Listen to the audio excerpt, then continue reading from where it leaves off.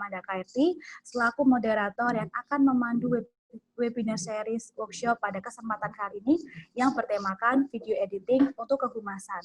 Wah, semakin lengkap dong ya materi-materi kita dari awal webinar series dari kita pernah ASN, kepoin tentang dunia ASN milenial, kita kepoin tentang kameramen person di stasiun TV swasta, lalu kita kepoin pemeranan artis ibu kota. Nah, kali ini nggak kalah kerennya nih. Kita mau kepoin orang-orang hebat di balik kenegaraan gitu.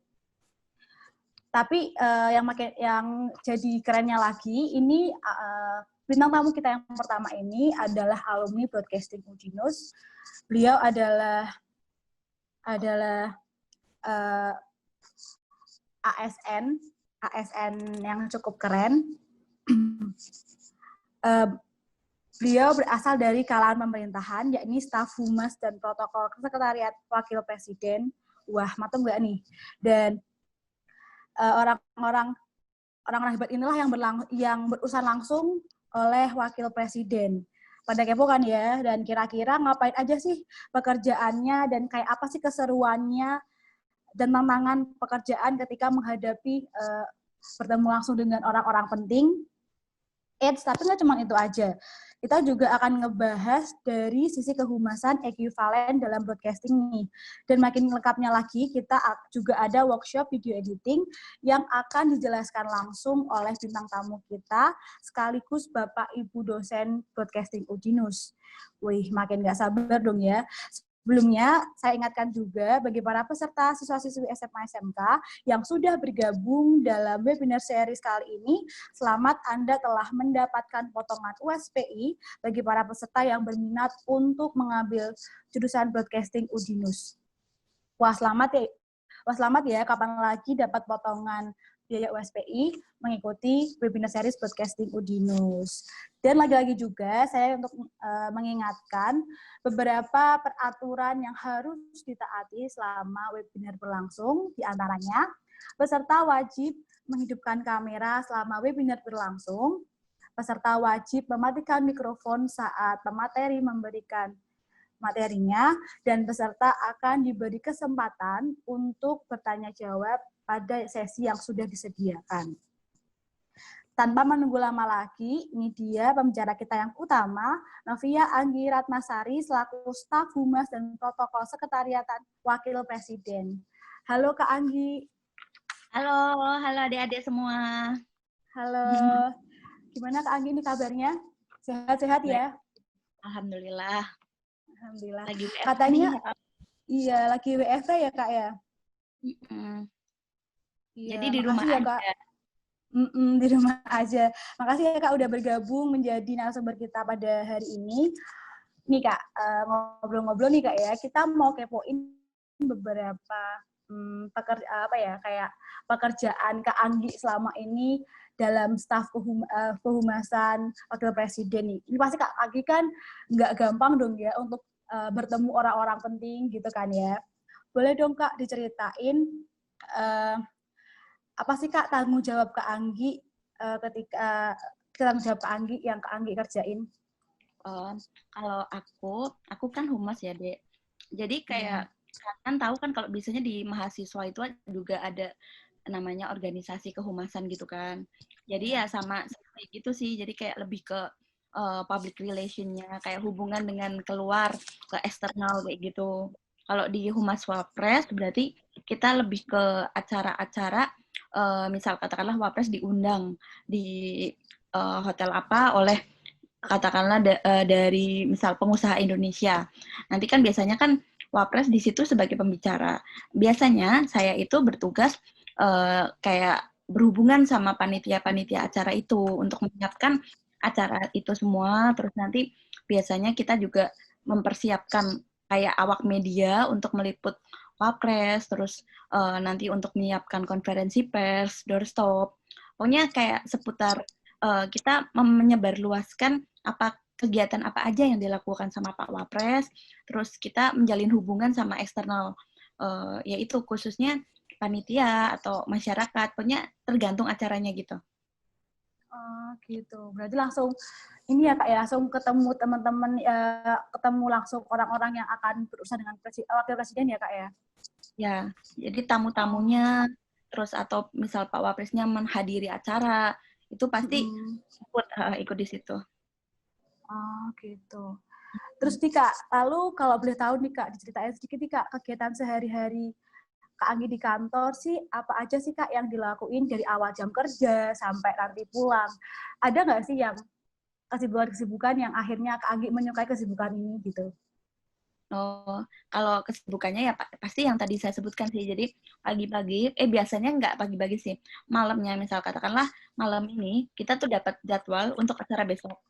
Katakanlah ya jam 8 sampai jam 10 Pak Wapres menghadiri acara di Hotel Borobudur misalnya.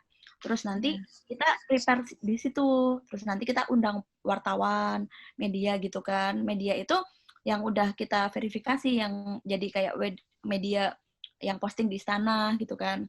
Terus nanti kita meliput acara itu, terus nanti setelah acara selesai kita biasanya siapkan konferensi pers, terus doorstop, terus nanti jadi sama teman-teman media tuh bisa meliput Pak Wapres gitu.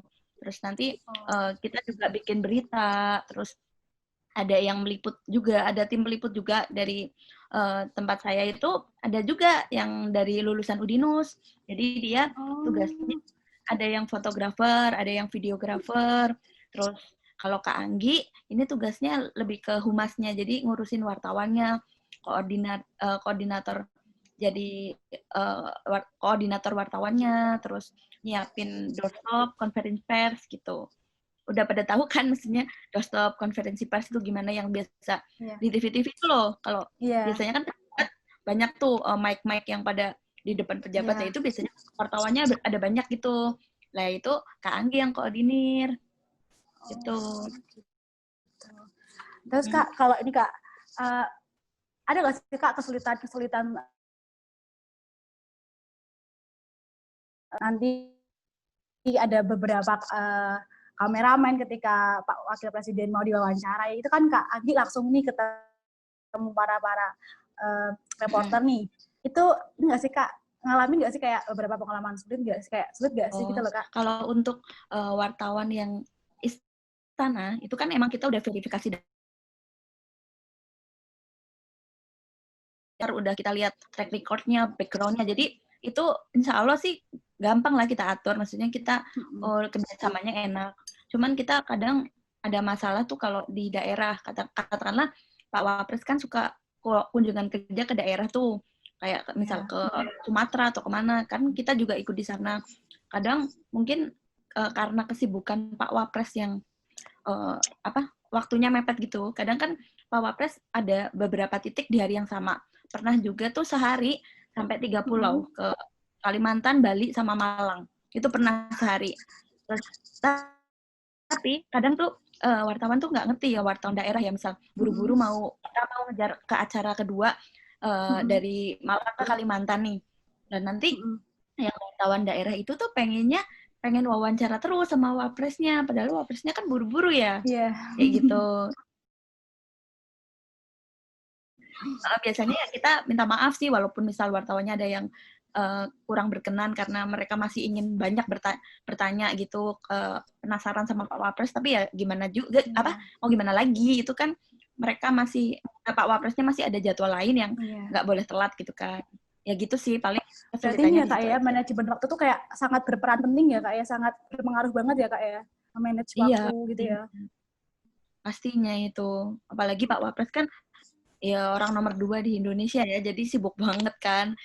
Walaupun mungkin kalau sekarang kan emang lagi corona ya, jadi agak nggak kelihatan banget, tapi sebenarnya beliau tuh kayak rapat-rapat apa-apa, cuman ya karena sekarang lagi corona jadi pakai video conference, jadi nggak langsung misal sama Pak Jokowi, enggak, kadang pakai video conference kayak gitulah. Jadi nggak, mungkin kalau di TV seringnya kan kalau kunjungan kerja ini kayak Pak Jokowi ke Surabaya, ke Semarang, kemana gitu kan. Nah, kalau Pak Wapres dari kemarin emang kayak fokus lebih ke rapat-rapat kayak gitu, yang bertemu menteri apa-apa dipakai video conference gitu. Oh gitu. Terus Kak, kalau boleh tahu nih Kak, di divisinya Kak Anggi sendiri tuh kira-kira itu tim ya kan ya Kak ya kayak yang tim untuk mengurus kehumasan kan ada timnya kan Kak. Itu kira-kira berapa orang ya? Atau mungkin Kak Anggi sendiri nih? Oh, kalau kalau di tempat saya itu ada 23 orang. Ada 23 orang. Itu banyak sih yang tadi saya sebutkan. Jadi ada tim peliputan yang terdiri dari foto, video. Itu rata-rata dari broadcasting. Jadi apa namanya yang lulusan broadcasting itu ya kan mereka diajarin tuh kayak foto video lah itu biasanya kepake banget di sini. Itu ngikutin terus kemana Wapres sama Presiden pergi. Jadi di Jakarta, di keluar kota, keluar negeri itu tuh ikut terus. Itu kan untuk liputan. Terus kalau saya itu kan tim saya itu tim koordinator wartawan. Terus satunya lagi tim website. Jadi yang membuat tulisan-tulisan tentang kegiatan Wapres nanti masukin ke YouTube-nya Wapres atau di website-nya Wapres gitu. Iya Kak ya, berarti kayak seru gitu ya Kak ya, banyak teman-teman juga ya Kak ya. Apalagi kayak ngikutin kemana-mana Pak Wapres, pasti seru banget sih. Terus nih Kak, kalau boleh tahu nih Kak, kita mau flashback sedikit ke belakang. Kira-kira apa sih Kak pengalaman yang paling berkesan ketika Kak Anggi kuliah, yang nggak terlupakan, dan kira-kira, atau mungkin nih mata kuliah favorit Kak Anggi, atau bahkan dosen favorit Kak Anggi itu siapa kira-kira di Broadcasting Udinus? Kalau saya dosen favoritnya Bu Lisa Mardiana.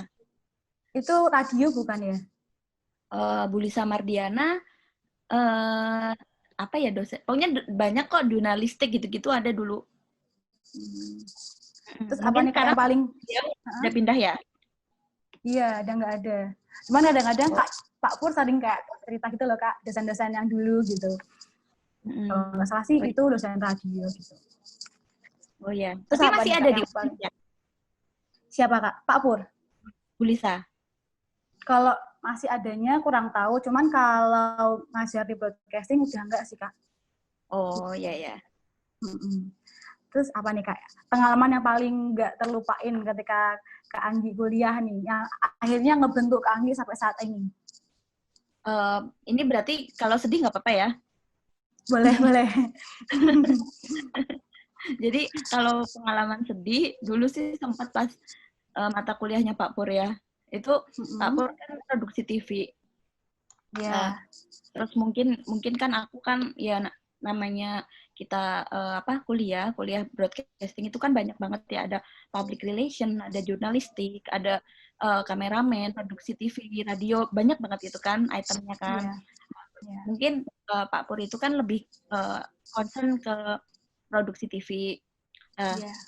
Kebetulan pas itu saya dapat tugas kameramen. Nah, terus abis itu ini PD-nya kayak roda apa namanya sih PD apa namanya kayak sutradara gitulah. Program directing. Itu director. Ya yang kayak gitulah. Itu kayak ngatur-ngatur saya sebagai kameramen tapi pakai HT lah. HT-nya kebetulan tuh suaranya nggak jelas gitu kan. Nah dia tuh misal pending kiri. Nah karena suara HT-nya nggak jelas itu jadi saya tuh kayak lola gitu istilahnya loh, bingung kayak apa gitu. Jadi pas selesai tuh saya dimarahin habis-habisan tuh sama Pak Pur.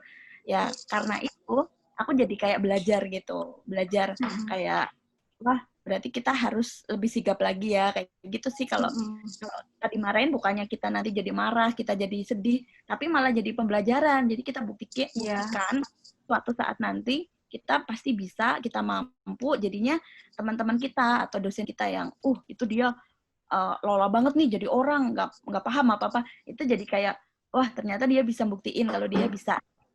Iya sih. Benar Kak, kayak akhirnya kan kita kayak terbentuk dari kesalahan ya Kak ya.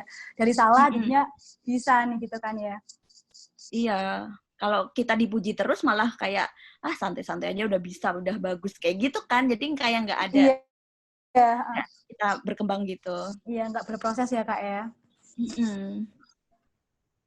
Terus Kak, kalau Kak Anggi sendiri nih dulu waktu di broadcasting dan menjadi humas ini, menurut Kak Anggi ilmu apa sih Kak yang paling penting banget, yang akhirnya kayak bermanfaat banget ketika Kak Anggi kerja di staf humas gitu.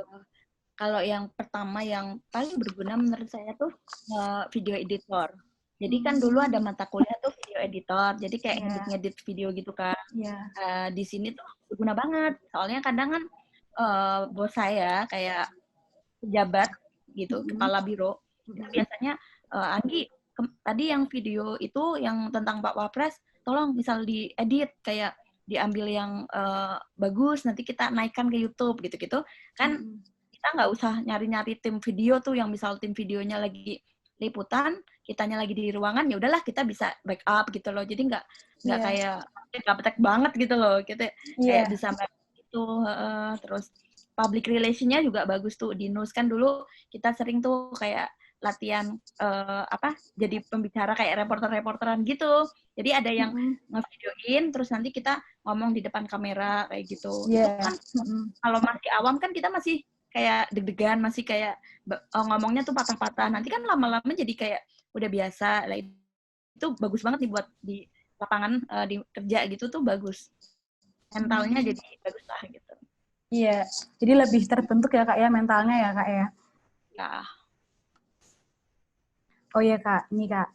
Gimana sih Kak ceritanya dulu Kak Anggi bisa bekerja di sekretaris negara kantor wakil presiden Kak? Apa sih Kak tipsnya buat teman-teman yang di sini, yang bergabung di webinar ini, yang kira-kira mau nih nyusul kayak Kak Anggi gitu? Oh gitu. Oh, jadi gini ceritanya ini sebenarnya agak pribadi ya. Jadi dulu tuh aku fans banget sama Pak Jokowi. Pas banget. Jadi pas 2014 itu aku lagi ngefans banget sama Pak Jokowi. Pas lagi ini capres, calon presiden gitu. Ya, kebetulan pas aku mau rekrutmen itu Pak Jokowi quick count itu udah menang. Nah, terus aku tuh kepikiran apa ngelamar ke sana ya?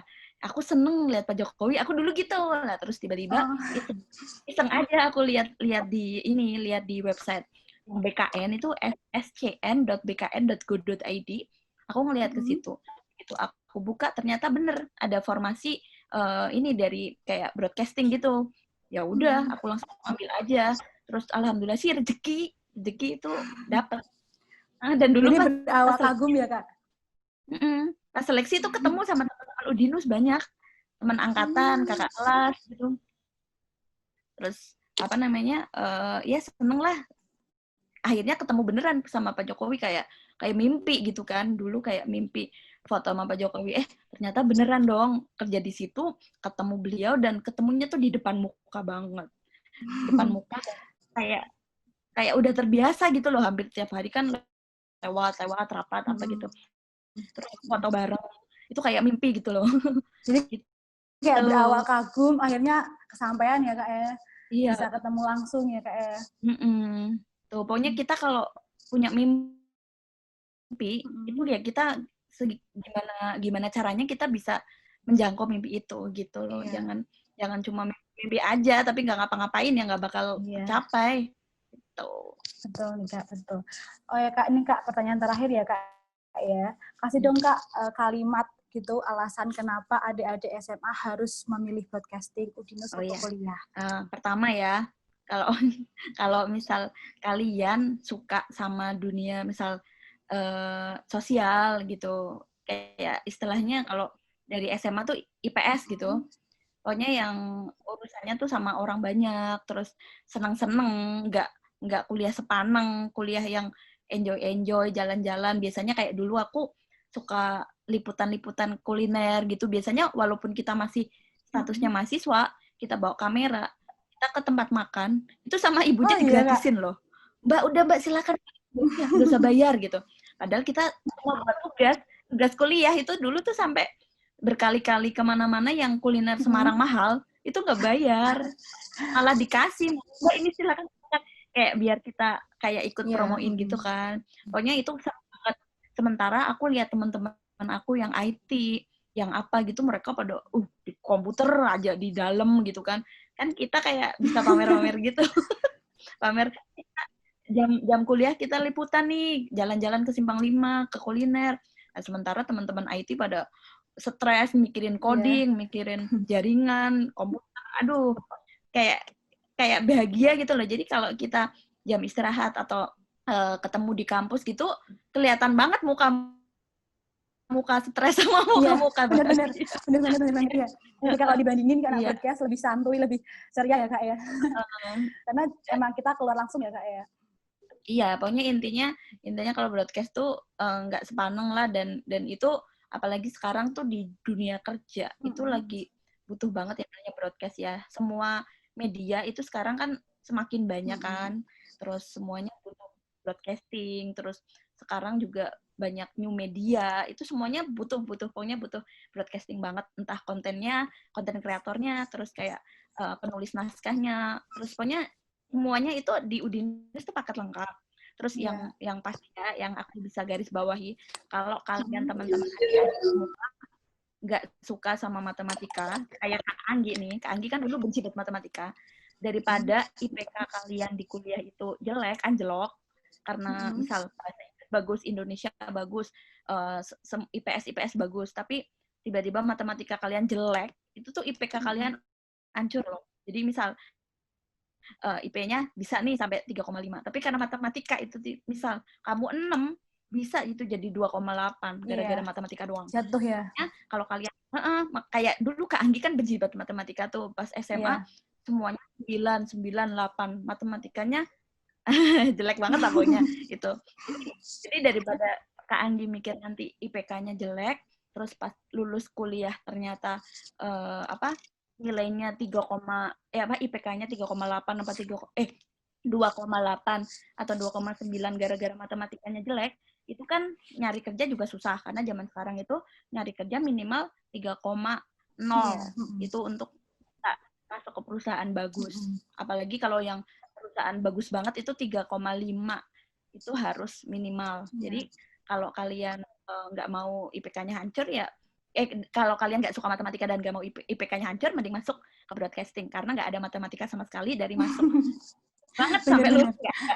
Iya, nggak ada sama sekali. Ya, itu yang aku suka, makanya aku dulu masuk situ.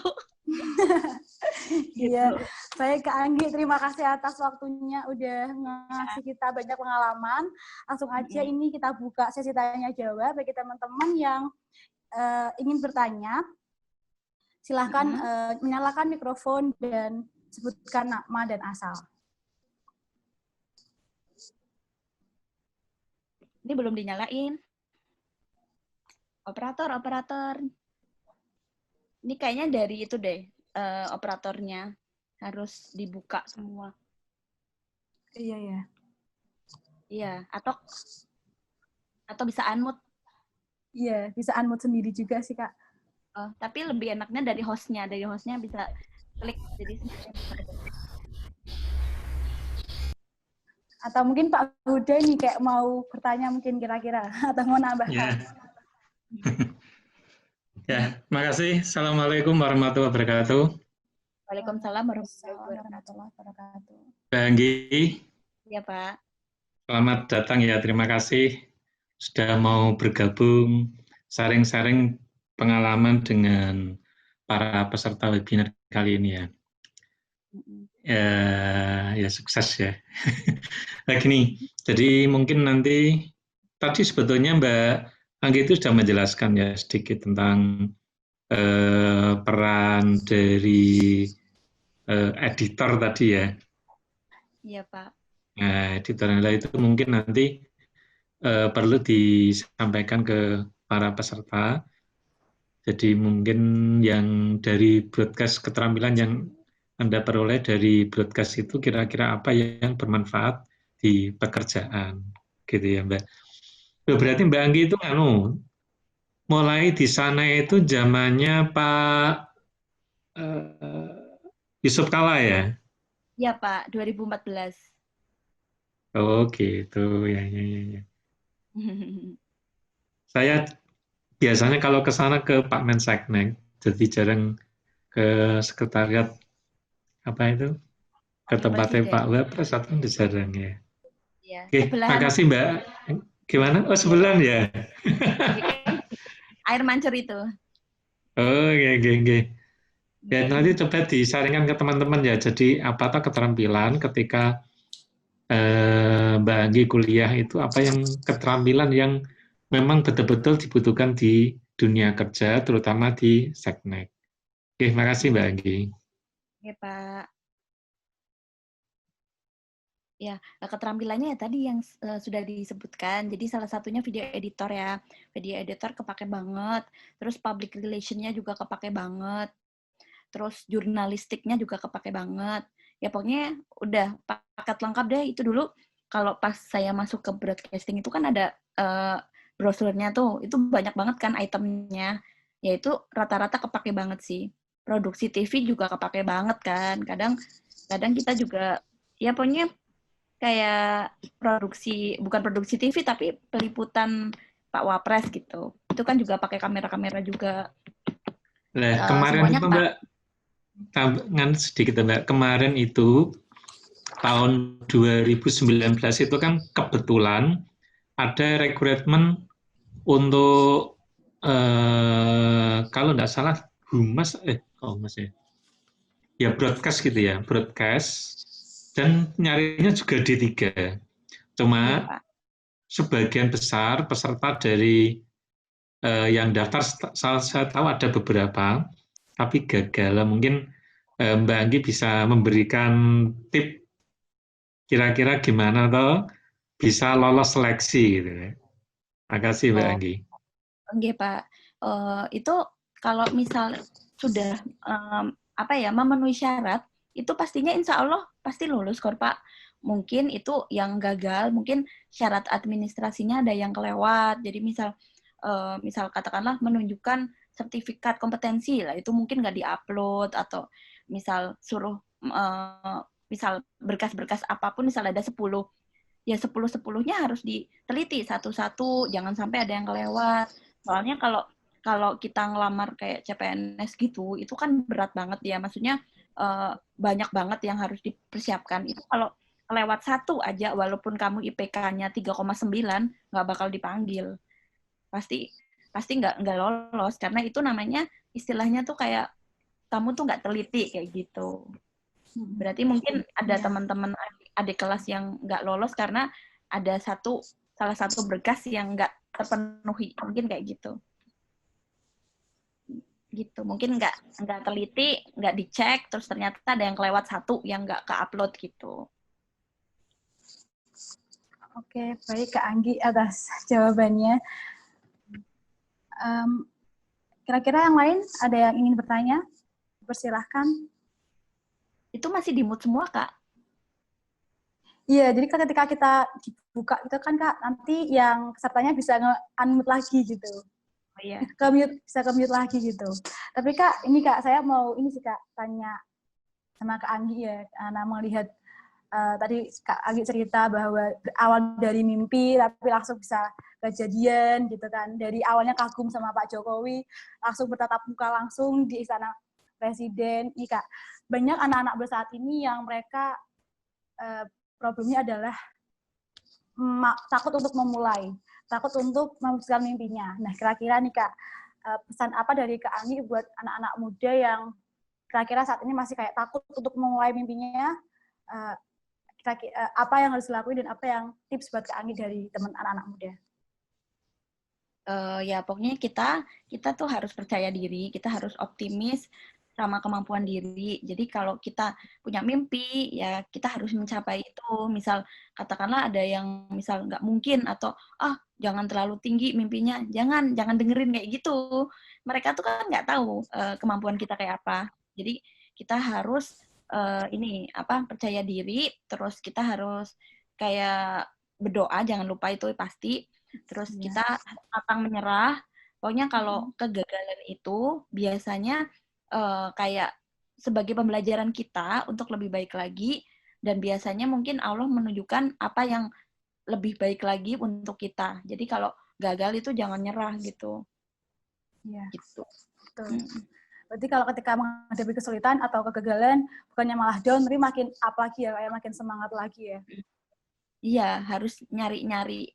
Kenapa sih kok aku bisa gagal? Aduh, aku salahnya di mana sih? Terus koreksi terus gitu. Iya. Oke, Kak Anggi, terima kasih atas jawabannya yang luar biasa.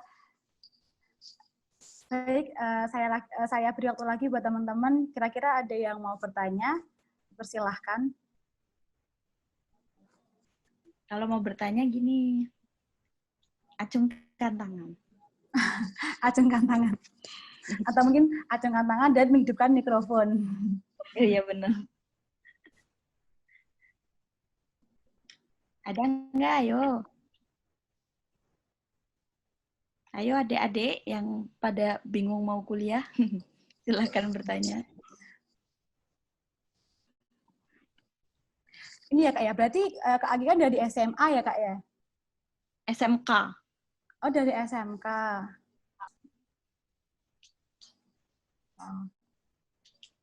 Kenapa? Kan kalau saya kira dari SMA kan ternyata nggak menutup kemungkinan nih teman-teman SMA yang mau gabung di broadcasting, nggak masalah kan ya Kak ya, karena kan kita di sini dari nol, dari awal gitu, kayak nggak usah mikir gitu ya Kak ya. Iya, aku aja dulu SMK loh, SMK Telkom. Itu kan dia IT gitu kan. Iya. Nggak nyambung sebenarnya.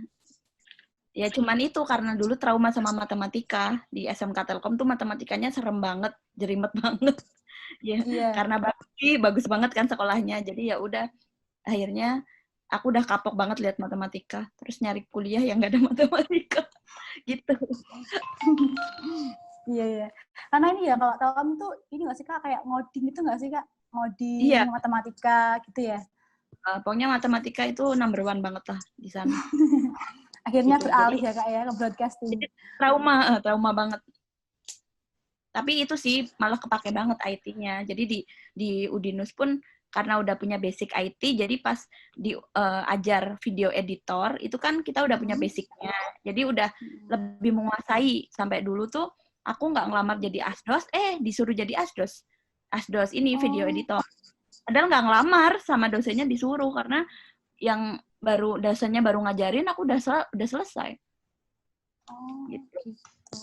Yang nyuruh Pak Pur, Mbak? Bukan, Pak Rambat. Kalau Pak Pur ya saya dimarahin terus. Ini Pak Pur, titip salam Mbak Anggi. Pak Pur baru on air sama Pak Andre di TVRI. Jadi titip salam aja gitu. Waalaikumsalam. Untung nggak gabung ya Pak, nek gabung ntar denger. Dari webinar pertama Pak Pur kok punya ya, artinya itu dari alumni ya memang karakter yang khusus dari Pak Pur itu. Jadi keras tapi ya itu yang memang membuat para alumni kita yang menjadi tangguh lah gitu, kira-kira kayak gitu. Nggih Pak, jadi udah mentalnya udah bagus karena dipecut terus. Ya, berarti rumahnya Salatiga. Saya? Ya. Saya Banjarnegara Pak. Oh, kok SMK Telkom, berarti kan SMK Telkom Salatiga toh? Purwokerto. Oh. Ya, oke. Yang kemarin itu narasumbernya kan Yulia Lorena ya Pak? Ya, betul. Itu ngepost di istana itu, wartawan istana. Oh, yang RCTI tapi ngepostnya di sana? Iya, jadi sering ketemu saya itu. Kalau ada liputan saya yang ngubungin. Oh, gitu. Ya, kemarin ketemu itu sering. Oh, ternyata di kelas. Kalau sama Mas Waluyo itu? Kalau Mas Waluyo itu di Mensesnek. Jadi tempatnya Pak Pratik ya? Iya, humas tapi humasnya Mensesnek. Kalau saya humasnya Wakil Presiden. Oke. Iya. Ayo adik-adik, ada yang mau tanya, nggak usah malu-malu. Ayo.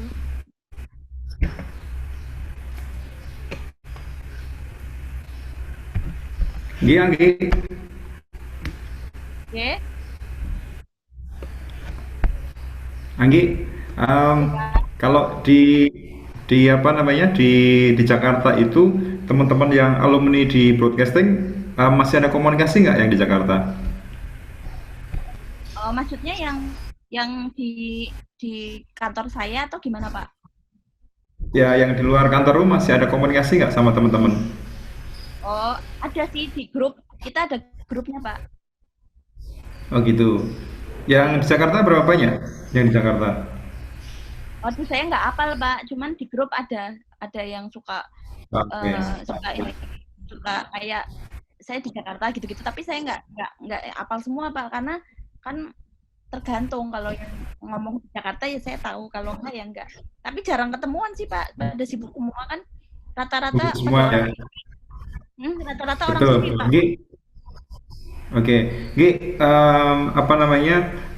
Tadi mungkin sudah berbagi sama teman-teman ya, mungkin termasuk sama teman-teman SMA, SMK, dan teman-teman yang sekarang lagi aktif kuliah dan ada yang mau selesai. Nah, kalau kita melihat bisa sharing sedikit, tadi kan mungkin sudah beberapa sudah disampaikan, tetapi ada apa namanya, pasti ada sesuatu strategi khusus gitu ya dalam menembus apa namanya kerasnya ibu kota gitu ya. Saya 3 tahun di Jakarta, saya mengambil kuliah di sana juga perlu ekstra. Nah, kalau menembus kerja di Jakarta yang begitu luar biasa di Jakarta, ada nggak tips yang harus dilakukan karena Jakarta itu begitu keras gitu. Coba mungkin bisa disampaikan ke teman-teman, Anggi. Oke, Pak. Eh, kalau kalau saya itu kalau untuk menembus di Jakarta itu kan dulu sebenarnya seleksi CPNS kan nasional terpusat gitu kan. Kalau kementerian itu kan hanya ada di Jakarta.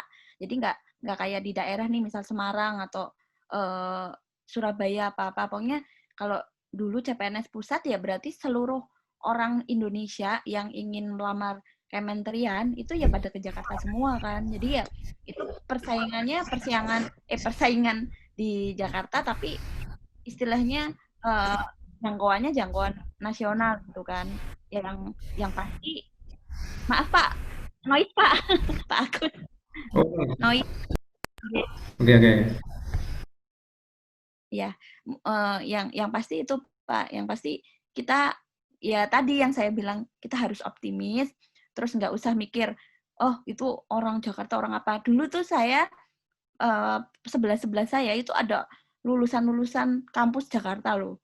Saya ibaratnya dari Semarang, yang itu Jakarta, UNJ, Universitas Negeri, UI. Itu kan saya harusnya kalau saya jiper duluan kan. Tapi alhamdulillah dulu yang diambil kan cuma 3 tuh angkatan saya. Itu saya bisa nomor 1 loh. Alhamdulillah. Maksudnya ngalahin yang anak UI, anak yang di Jakarta yang mungkin kalau kita ngelihat, kamu dari mana? UI. Kamu dari mana? Universitas Negeri Jakarta. Kan itu udah serem duluan kan. Tapi ternyata malah kita bisa melampaui mereka gitu loh. Jadi kita nggak usah ngelihat orang Jakarta, nggak usah lihat kampus negeri yang terkenal, nggak usah. Kita ngelihatnya tuh diri kita.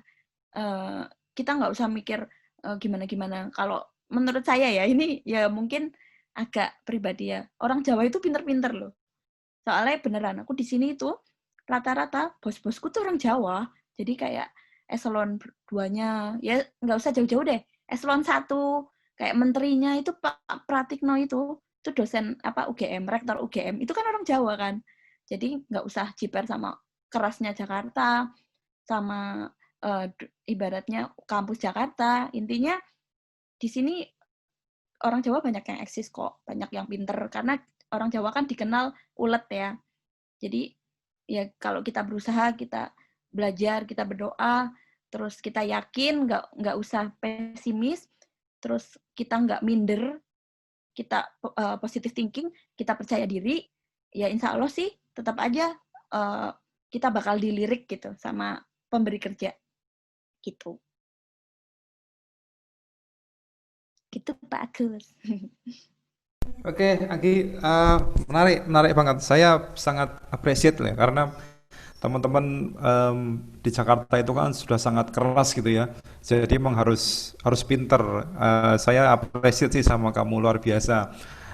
Karena saya melihat kampus-kampus yang lain itu juga perjuangannya bikin keder gitu, bikin keder lah kalau bahasa di Jakarta bikin keder gitu ya. Tapi kamu bisa meluluh lantakkan mereka itu luar biasa. Saya kasih apresiat, mungkin bisa menjadi apa namanya, bisa menjadi tolok ukur lah teman-teman yang hadir di sini. Mungkin teman-teman dari calon apa namanya, yang dari calon mahasiswa ini, saya pikir ini sebuah contoh yang luar biasa. Saya meyakini teman-teman yang lain, yang alumni yang lain juga masih banyak yang mungkin perlu kita apa namanya, perlu kita inventarisir ya, karena ada buat teman-teman yang kerja di apa namanya, di TV juga banyak kayak si si sampai itu, kalau si Anggi kenal adik kelasmu tuh ada namanya si Aji. Aji itu angkatannya si siapa itu, saya lupa angkatannya si siapa itu, ya mungkin 2-3 tahun di bawahmu kayak nggak salah Anggi itu. Eh, apa namanya, jadi Aji itu sekarang kalau tidak salah itu di Global TV kalau tidak salah. Dan kemarin mereka itu pernah apa namanya, ikut gabung di sana. Tetapi yang kurang itu satu apa? Percaya diri gitu loh. Nah, mungkin Anggi bisa kasih ini apa namanya, tip-tipnya biar anak-anak teman-teman ini, ya teman-teman semua ini bisa percaya dirinya tambah kuat gitu ya. Jadi strongnya kayak kamu tuh bisa ditularkan gitu, Nggi. Bisa, Nggi? Gimana ya? Ya pokoknya kita ya kalau percaya diri itu udah kayak apa sih? Ya kita pasti bisa gitulah. Kita tuh nggak usah mikir kitanya gimana, kita kelemahannya gimana. Kita ngelihatnya kita bagusnya di mana, kita kelebihannya apa. Kita ngelihatnya kelebihannya aja, jangan kekurangannya. Terus kayak kalau kita punya kekurangan, kita bisa perbaiki gitu-gitu. Ya pokoknya yang pasti ya percaya diri aja lah, percaya diri lah, insya Allah gitu aja udah, insya Allah. Dulu juga nggak nyangka sih, soalnya itu yang ngelihat orang Jakarta udah, wih anak UI gitu kan, tapi begitu ngelihat pengumuman ada di list, nomor 1 ya kayak gitu sih, karena oh ya bener, karena kita ini rendah hati, jadi walaupun kita percaya diri, walaupun kita kita pasti bisa gitu, tapi kita jangan sombong maksudnya gitu. Jadi kita kalau orang sombong kan nggak usah belajar pasti bisa kok nanti gampang kayak gitu kan. Tapi kalau kita aduh saingannya tinggi ya, saingannya orang Jakarta, UI, UGM apa gitu, kita kan udah serem duluan, udah takut. Biasanya kita kayak motivasi kita untuk lebih baik lagi biar bisa setara sama mereka atau lebih tinggi dari mereka kayak gitu. Keren, keren, keren. Oke, lanjut. Silakan dilanjut, teruskan si Amanda. Mungkin bisa disapa teman-teman yang dari SMK Negeri 1 Kendal ini, si siapa ini? Amanda Pratiwi. Kemudian siapa ini? Amrullah ya, si Amrullah, Manawanti, Itang Permana. Silakan dikomunikasikan Amanda. Oke, baik. Kira-kira kalau teman-teman SMK nanti masih belum ada pertanyaan, kita keep dulu. Kita mau lanjut ke narasum yang kedua. Nanti akan dibuka lagi sesi tanya-jawab. Gitu. Langsung saja.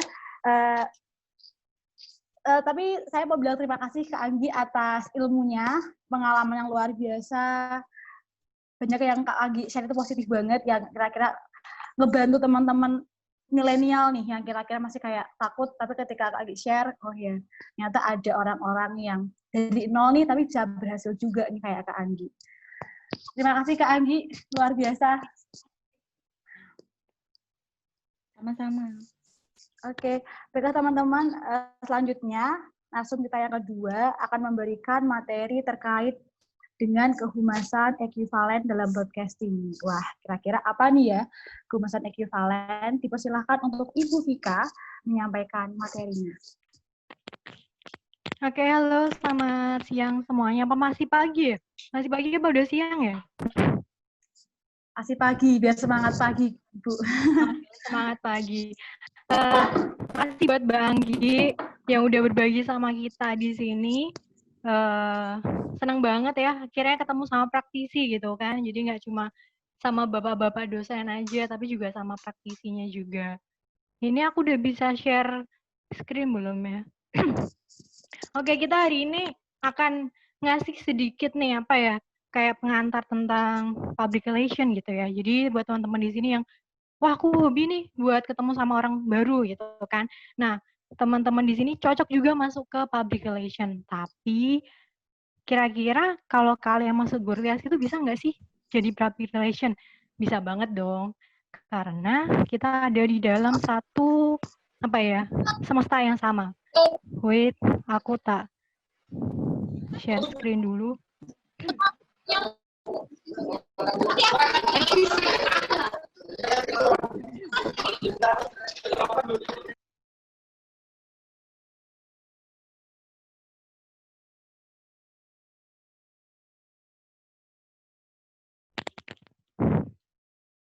Oke, halo. Udah masuk belum screenku? Sudah, Bu. Sudah Aman deh, masuk. oke. Nah, apa sih ekuivalen antara kehumasan dan broadcasting di sini? Jadi kalau teman-teman masih ingat nih, masih SMA gitu ya. Ini ada yang namanya semesta ya. Apa sih namanya ya? Aku lupa. Jadi si broadcasting dan kehumasan itu sebenarnya ada di dalam suatu ekuivalen gitu ya. Jadi mereka tuh saling bersisian satu sama lain. Semestanya itu adalah semesta yang komunikasi. Jadi kalau teman-teman ini ada di pelajaran matematika sebenarnya ya. Jadi sebenarnya ada persisian antara benar irisan. Terima kasih. Jadi antara si broadcasting dan kehumasan ini. Jadi kalau dibentuk di dalam suatu gambar kayak gini di gambarnya. Nah, intinya dari seorang PR tuh apa sih gitu? Intinya sebenarnya adalah be good and tell it gitu. Sebenarnya kita kalau ada di dunia apa ya, maya sosial media saat ini mesti udah pinter ya, maksudnya kayak ya kita akan men-share hal yang baik dan positif gitu. Terus menyembunyikan hal yang negatif gitu kan. Jadi kayak pencitraan gitu kan. Nah, sebenarnya ilmu kehumasan itu ya kurang lebihnya adalah seperti itu. Jadi jadilah baik dan ceritakan hal ini kayak ria gitu ya, pamer. Tapi sebenarnya ya itulah adalah fungsi dari seorang PR gitu. Jadi kamu menceritakan sesuatu tapi tidak menceritakan sesungguhnya. Jadi tell the truth but not the whole the truth. Gitu. Jadi kalau kamu menceritakan sesuatu ya diambil positifnya, kemudian bagaimana cara negatifnya itu agar nggak kelihatan kalau negatif banget. Kayaknya kayak gitulah ya pokoknya. Nggak terasa devil kan ya. Oke, jadi di public relation itu sebenarnya kayak gini nih. Jadi kalau teman-teman tadi mungkin bingung ya, PR itu apa sih gitu. Karena di SMA kan nggak pernah diajarin soal PR itu apa gitu. Terus nggak ada pengantarnya juga. Nah, kita cerita sedikit nih, PR itu apa sih sebenarnya? Jadi PR itu, ini ada hubungan-hubungannya nih. Ada yang namanya audience, ada yang namanya sosial media, ada advertising-nya juga, ada komunikasinya, berhubungan dengan media, berhubungan dengan berita, dan society. Nah, bedanya kalau antara audience sama society apa sih? Kalau audience itu adalah orang yang kita tuju sebagai target kita gitu. Contohnya gini nih, teman-teman punya gebetan, gebetannya namanya Amanda. Nah, Amanda itu adalah audience, sedangkan society-nya adalah teman-teman di broadcasting itu adalah society-nya. Jadi masyarakatnya itu adalah teman-teman broadcasting. Nah, sasarannya teman-teman nih itu si Amanda misalnya. Nah, Amanda itu audiensnya gitu. Jadi kalau teman-teman suka ketemu sama orang, suka sama sosial media, terus suka berkomunikasi, kepo juga soal media itu seperti apa, suka sesuatu hal yang baru, cocok banget nanti dari broadcasting ke public relation gitu. Next. Oke. Nah, dari wartawan jadi humas ini banyak banget di Jakarta. Jadi awalnya orang-orang yang dari wartawan mereka terus terjun ke humas gitu. Humasnya bisa aja langsung spesifik gitu ke perusahaan-perusahaan yang gede. Kenapa? Karena teman-teman wartawan itu mereka punya channel teman-teman wartawan yang lain gitu. Jadi udah biasalah berhubungan sama media.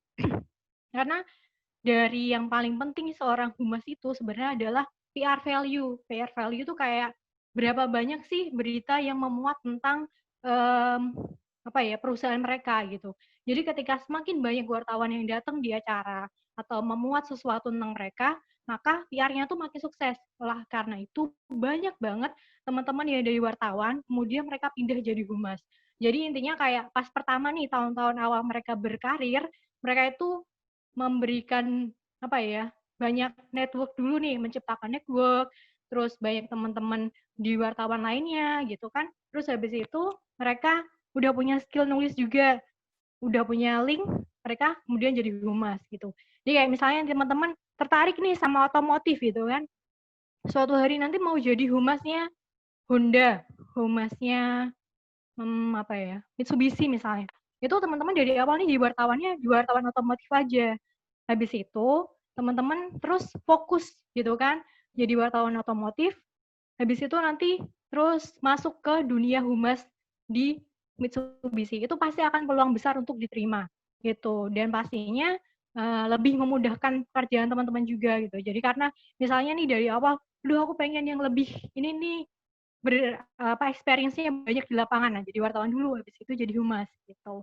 Jadi istilahnya kayak kamu bisa berpindah dari satu profesi ke profesi yang lain dengan itu tadi cerdas gitu ya. Udah tahu nih apa yang mau dipinginin gitu. Nah, pertama kalau kita mau belajar nih soal PR itu bisa dari diri kita sendiri gitu ya. Jadi kamu jadi PR itu bisa dari menganalisis diri kamu gitu kan. Kita masih belum tahu nih mau jadi perusahaan apa gitu kan. Kita belajar dulu jadi PR untuk diri kita sendiri. Yang pertama kita harus tahu nih kira-kira ini adalah analisis SWOT namanya ya. Strength, weakness, opportunity, dan threat dari diri kita. Jadi misalnya strength-nya Amanda apa nih? Itu dia list semuanya. Oh aku tuh cantik, aku tuh pinter, aku tuh gesit. Nah itu tuh bisa di list gitu. Jadi suatu kelebihannya. Kemudian kasih weakness-nya apa nih? Kira-kira aku kurang pandai bahasa Inggris misalnya, atau aku nggak suka, aku rumit dengan apa ya, dengan kesibukan. Jadi kalau udah sibuk banget nih, overthinking banget, nah itu weakness. Nah dari strength nanti ada opportunity. Opportunity itu adalah peluang. Sedangkan weakness itu adalah trait dari tantangan kamu tuh apa. Misalnya trait-nya tadi weakness-nya adalah nggak bisa bahasa Inggris gitu. Nah, berarti trait-nya adalah nanti kalau ada lowongan yang mensyaratkan tentang bahasa Inggris, aku nggak bisa nih gitu, nggak bisa masuk gitu kan. Nah, berarti teman-teman nanti harus bisa menutupi si weakness dan trait ini. Caranya gimana?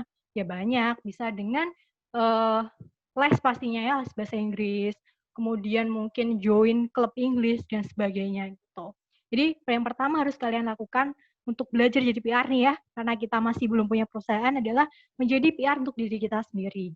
Kemudian yang kedua, ini udah kan tadi di list nih, kelebihannya apa, kekurangan dan sebagainya. Nah, ini teman-teman list apa sih yang pengen dikenal dari seorang siapa Daphne, siapa tadi yang namanya dari seorang Amanda, itu apa sih pengen dikenal sebagai apa gitu. Misalnya aku pengen dikenal sebagai seorang penyanyi, kemudian suka jalan-jalan ke kafe, jadi aku anak hits, anak populer gitu ya. Kemudian atau aku suka makeup, kemudian aku nge-share-nya soal hal makeup ya gitu.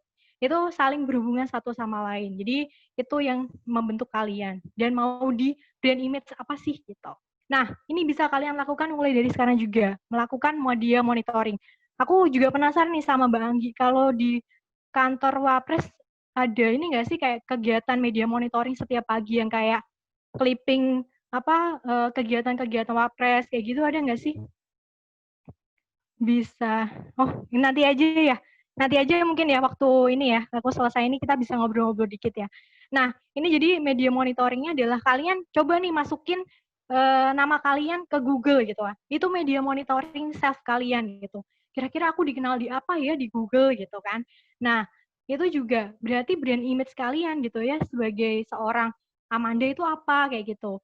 Soalnya nanti kalau misalnya ada rekrutmen di perusahaan juga ini dinilai loh. Mungkin aja loh HR itu akan memasukkan nama kalian ke Google. Kira-kira Amanda ini dikenal sebagai apa ya? Kira-kira siapa nih? Pak Agus dikenal sebagai apa ya gitu. Nah, itu kan bisa kelihatan dari situ. Jadi kalian melakukan media monitoring. Kalau di dunia nyata, media monitoring itu biasanya adalah perusahaan itu mereka melakukan media monitoring secara offline dan online. Jadi perusahaan itu langganan nih, semua koran yang ada di Indonesia. Terus habis itu dicari, dibuka satu-satu, kira-kira nama perusahaan mereka ada nggak ya di berita hari ini? Kira-kira yang dimuat tentang publisitasnya tentang apa? Pemberitaannya tentang apa nih gitu. Nah, nanti kalau misalnya negatif, berarti harus ada sesuatu yang mereka lakukan gitu. Itu fungsi dari audio monitoring. Karena sekali lagi, seorang PR itu adalah tentang brand image, tentang penampilan, tentang citra, itu adalah tugas dari seorang PR. Oke, ini adalah juga masuk ke social media management. Jadi seiring berjalannya waktu, ternyata tupoksi dari seorang PR itu juga naik gitu ya. Ada yang namanya social media management. Jadi buat teman-teman sekarang ya, di-manage juga gitu ya sosial medianya gitu. Terus meng-share hal-hal yang memang perlu di-share dan tidak di-share tahu gitu. Kalau misalnya terlalu privacy nih, ada nama, tanggal lahir, nomor rekening, ya nggak usah di-share. Kenapa? Kita harus menjadi seorang PR yang bijak juga. Jangan sampai hal-hal yang pribadi kayak gitu di-share ke publik gitu kan, karena itu akan jadi nggak bagus gitu. Nah, sama halnya di dalam perusahaan. Jadi kalau terlalu apa ya, intim, terlalu sensitif terhadap perusahaan, itu nggak usah di-share gitu. Nah, ini contohnya adalah gimana kita manage sosial media kita gitu. Jadi kayak yang di-post di feed Instagram apa aja sih, itu bisa kelihatan nih, oh orangnya kayak gini ya, gitu. Atau mungkin apa yang ditweetkan setiap hari, atau mungkin di YouTube juga, apa sih kontennya gitu. Ini adalah kita harus melakukan social media management. Oke, nah ini juga penting banget sebagai seorang PR gitu. Ada yang namanya manajemen krisis. Jadi tadi setelah kita melakukan media monitoring gitu ya, misalnya nih ada pemberitaan yang negatif, jadi teman-teman harus melakukan suatu kebijakan untuk bisa ini nih, kayak gimana cara manajemen krisis itu gitu. Nah, jadi seorang PR itu nggak cuman dia pinter ngomong, kemudian suka ketemu orang, tapi juga harus punya kecerdasan untuk bisa solve the problem gitu ya. Nah, itu adalah tupoksi dari seorang PR. Kalau di dalam krisis hidup kita juga kita harus bisa memanage itu gitu ya. Kira-kira kita lagi krisis apa nih gitu. Nah, itu adalah bagian dari kita memulai belajar sebagai seorang PR gitu. Jadi teman-teman kayak lagi bingung, aduh aku ada krisis nih, misalnya namaku dijelek-jelekin sama temanku sekamar gitu, atau temanku sekelas gitu, apa yang bisa dilakukan gitu untuk memanage krisis itu. Nah, contohnya tuh dari hal-hal yang positif, dari hal-hal yang kecil itu dulu gitu. Jadi apa ya, itu bayangan seorang PR gitu, dimulai dari diri kita sendiri gitu. Jadi kalau kita belum masuk ke perusahaan, kita bisa tahu, oh kayak gini ya gitu. Nah, tapi balik lagi ya, kan tadi kayaknya udah, wah PR itu kayaknya pencitraan banget nih, kayaknya PR itu ini banget nih gitu. Tapi kita harus ingat banget gitu ya, it doesn't matter what others think of you. Jadi kalau kita kembali ke diri kita sendiri, bukan lagi tentang perusahaan, tentang negara, tapi kita harus ingat bahwa ini bukan tentang orang lain memikirkan diri kita gitu ya, tapi bagaimana diri kita melihat diri kita sendiri. Jadi kayak tadi gimana caranya percaya diri untuk di Jakarta dan sebagainya. Nah, kita harus ingat bahwa oh ya aku punya kelebihan kok, oh aku punya kekurangan gitu. Nah, itu sebagai suatu fakta, the fact that you exist, the proof that you are the special creation of our creator. Jadi kayak itu membuktikan bahwa memang kita adalah ciptaan spesial dari Sang Maha Pencipta kayak gitu. Jadi buat teman-teman di sini yang mau belajar tentang PR dari seorang broadcasting ke PR, kok bisa sih gitu? Ya bisa, karena apa? Karena memang saling bersisian satu sama lain, karena mereka tuh ada di dalam suatu semesta yang sama gitu ya, semesta komunikasi. Jadi buat teman-teman di sini yang memang aku pengen jadi humas nih suatu hari nanti gitu, tapi pengen punya skill kayak video editing lebih bagus, kemudian biasa untuk lari-lari nyari apa ya, berita kayak gitu, kalian akan lebih terlatih ketika kalian masuk ke broadcasting. Udah biasalah ketemu sama orang gitu ya, karena wah pokoknya di broadcasting itu bener-bener kerja lapangan banget lah gitu. Jadi kalian akan belajar dari real, dan akhirnya kalau udah di dunia pekerjaan tuh nggak akan kaget. Oh, dunia pekerjaan tuh kayak gini ya gitu. Jadi nggak akan terjadi apa ya, error atau jet lag gitu ya, dari mahasiswa tiba-tiba kerja kok kayak gini sih, kok bener-bener yang sibuk banget gitu. Nah, dan sangat melelahkan, nggak kayak gitu. Oke, kayaknya itu aja sih, Amanda. Oke. Baik, terima kasih Ibu Vika atas materinya. Mungkin kira-kira dari Mbak Agi mau menambahkan atau berdiskusi. Iya tadi aku mau tanya soal itu. Kalau di wakil presiden tuh media monitoringnya bentuknya kayak gimana sih? Masih yang clipping-clipping gitu gak sih? Halo, Mana halo nih Kak. Anggi? Oke, halo. Ya, di tempat kami juga ada media monitoring. Jadi kita tuh ada harian, ada mingguan, bulanan gitu. Yang pasti semua berita-berita yang masuk kita udah ada aplikasinya. Kita kan di Kemensesnek apa-apa udah pakai digital sih. Jadi apa-apanya udah kayak di digital gitu deh, udah nggak manual-manual pakai clipping, udah nggak zaman. Jadi Oh udah gitu ya, ada udah ini ya. aplikasi. Udah enak lah ya aplikasinya. Ya, jadi semua ada yang menyebut kata wapres, baik ada di internet, maksudnya kayak di website-website, ada di medsos, semuanya masuk ke situ. Terus biasanya di situ kita ada listnya, terus kita ada analisis berita secara harian, mingguan, bulanan. Jadi nanti kalau ada misalnya ada anak-anak alay yang bikin kayak jelek-jelekin wapres di medsos atau apa, bisa terciduk dari situ Oh karena iya. kita Oh. ke istilahnya ke grab semua di situ. Misal sehari ada 2.000 berita atau medsos yang mention Pak Wapres, di situ ada kelihatan semua. Sampai kadang tuh kita ya kasihan gitu kan, misal ternyata ngelihat wah ini ternyata anak SMA, anak apa gitu yang nggak tahu apa-apa tapi suka tweet-tweet asal gitu kan. Itu kan kasihannya takut terciduk yang cybercrime itu loh. Gitu Oh, kan. oke. Kalau kita sih lebih Terus ke ini sih, lebih ke kalau substansinya. kalau ini apa sih? Maksudnya kayak ganjaran yang mereka dapatkan apa sih setelah mereka kayak gitu gitu? Biasanya kalau kita sih main Kominfo. Jadi kita ya forward ke Kominfo gitulah. Nanti dari Kominfo biasanya ada blokir akun itu atau nanti bisa di forward ke yang cybercrime itu, yang kayak gitu-gitulah.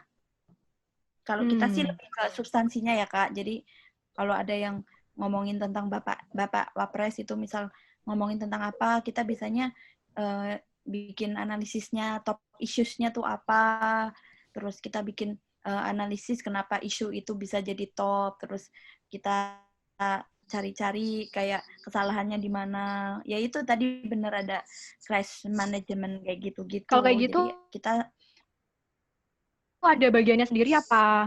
Udah nih jadi satu di tempat sama saya Anggi itu. juga gitu.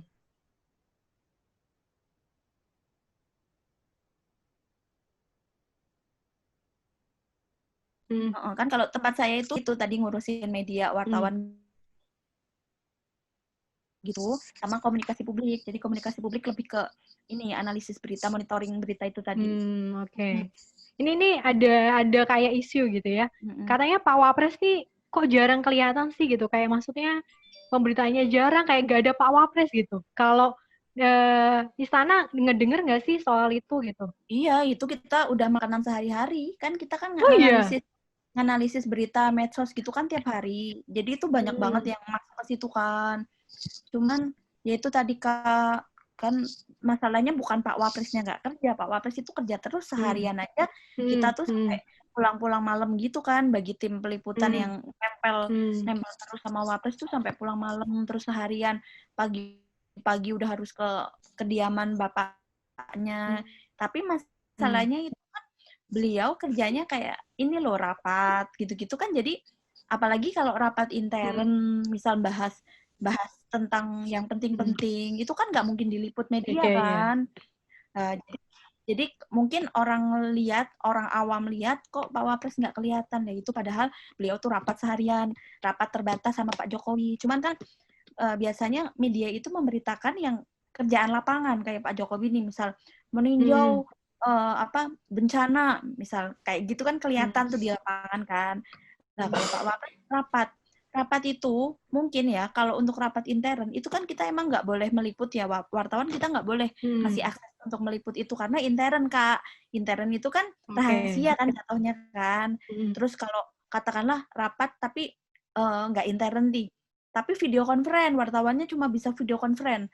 Loh, otomatis wartawan mau ngeberitain juga susah kan, karena nggak ada aktivitas, istilahnya nggak ada stock shoot kayak Pak Jokowi yang keliling-keliling ngelihat bencana, ngelihat COVID ke rumah sakit apa kan nggak ada yang bisa diberitakan gitu loh. Tapi sebenarnya beliau itu banyak banget rapat Kak, itu sampai tim peliputan kita aja sampai padat banget ya acaranya, sampai pada kayak gitu karena nggak berhenti dari pagi, kadang sampai malam gitu Kak.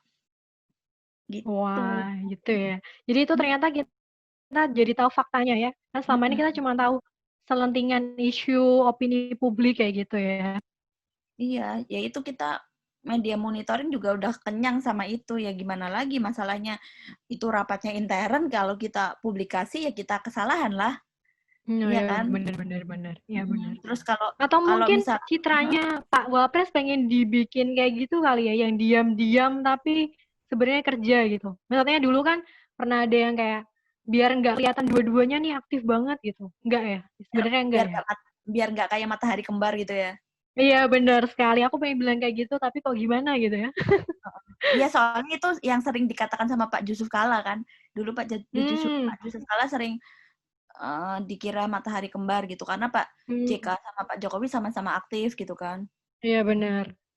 Iya, ya kalau masalah citra itu kan itu kepribadiannya bapaknya ya, kita susah sih untuk misal mau bikin citra apa karena kita kan di situ tugasnya istilahnya melayani Pak Wapres. Jadi ya kita sekedar melayani aja Kak, ada yang ngurusin berita, ada yang ngurusin peliputan, ada yang ngurusin wartawan, tapi kalau citra sendiri ya dibentuk oleh personalnya masing-masing gitu. Oke. Jadi setelah kita jadi pejabat pun ternyata be yourself ya. Iya, ya kayak Pak JK kemarin. Ibaratnya Pak JK personalnya seperti itu, ingin dominan ya emang Pak JK-nya seperti itu karena beliau nggak suka lihat itu dibiarkan aja, nggak suka, mungkin langsung apa gitu. Ya kayak gitulah Kak. Sangat menarik sekali ya. Terus kalau kayak apa ya? Kalau yang paling baru apa sih kegiatan PR kalau apa? Mestinya ya berubah nih dari waktu Pak JK ke Pak Wapres yang sekarang gitu. Maksudnya ada nggak sih tools-tools PR yang baru gitu? Kayak misalnya dulu udah ada belum Pak JK waktu media monitoring yang bentuknya sekarang? Apa udah dari dulu tuh kayak gitu? Kalau pas Pak JK tuh kemarin sempet kita kayak peralihan dari manual itu tadi. Jadi kan itu baru berarti ya? Ya pokoknya eranya Pak Pratikno. Pak Pratikno itu kan rektor UGM itu kan suka banget sama yang namanya digitalisasi. Jadi semua yang tadinya manual sama Pak Pratikno tuh, ayo silahkan semuanya pada buat inovasi-inovasi kayak gitu-gitu semua. Jadi semua unit kerja disuruh bikin inovasi, tadinya yang manual semuanya dibikin digital, dibikin otomatis gitu kan. Ya jadi ya semuanya yang dulu kita pernah harus ngeliping koran gitu-gitu, gunting-gunting, tempel-tempel. Pokoknya yang kayak gitu-gitu udah dirubah semua. Terus ya banyak lah Kak yang semua unit kerja soalnya wajib membuat itu. Oke, satu pertanyaan. Itu udah kalau kayak gitu udah ada PR value-nya belum sih? Maksudnya udah langsung kelihatan nih PR value-nya sekian gitu. Apa bikin manual juga? Apanya yang manual Kak? Kayak PR value masih ada nggak PR value? Nggak ada ya? Nilai berita ini berapa sih gitu? Nggak ada ya?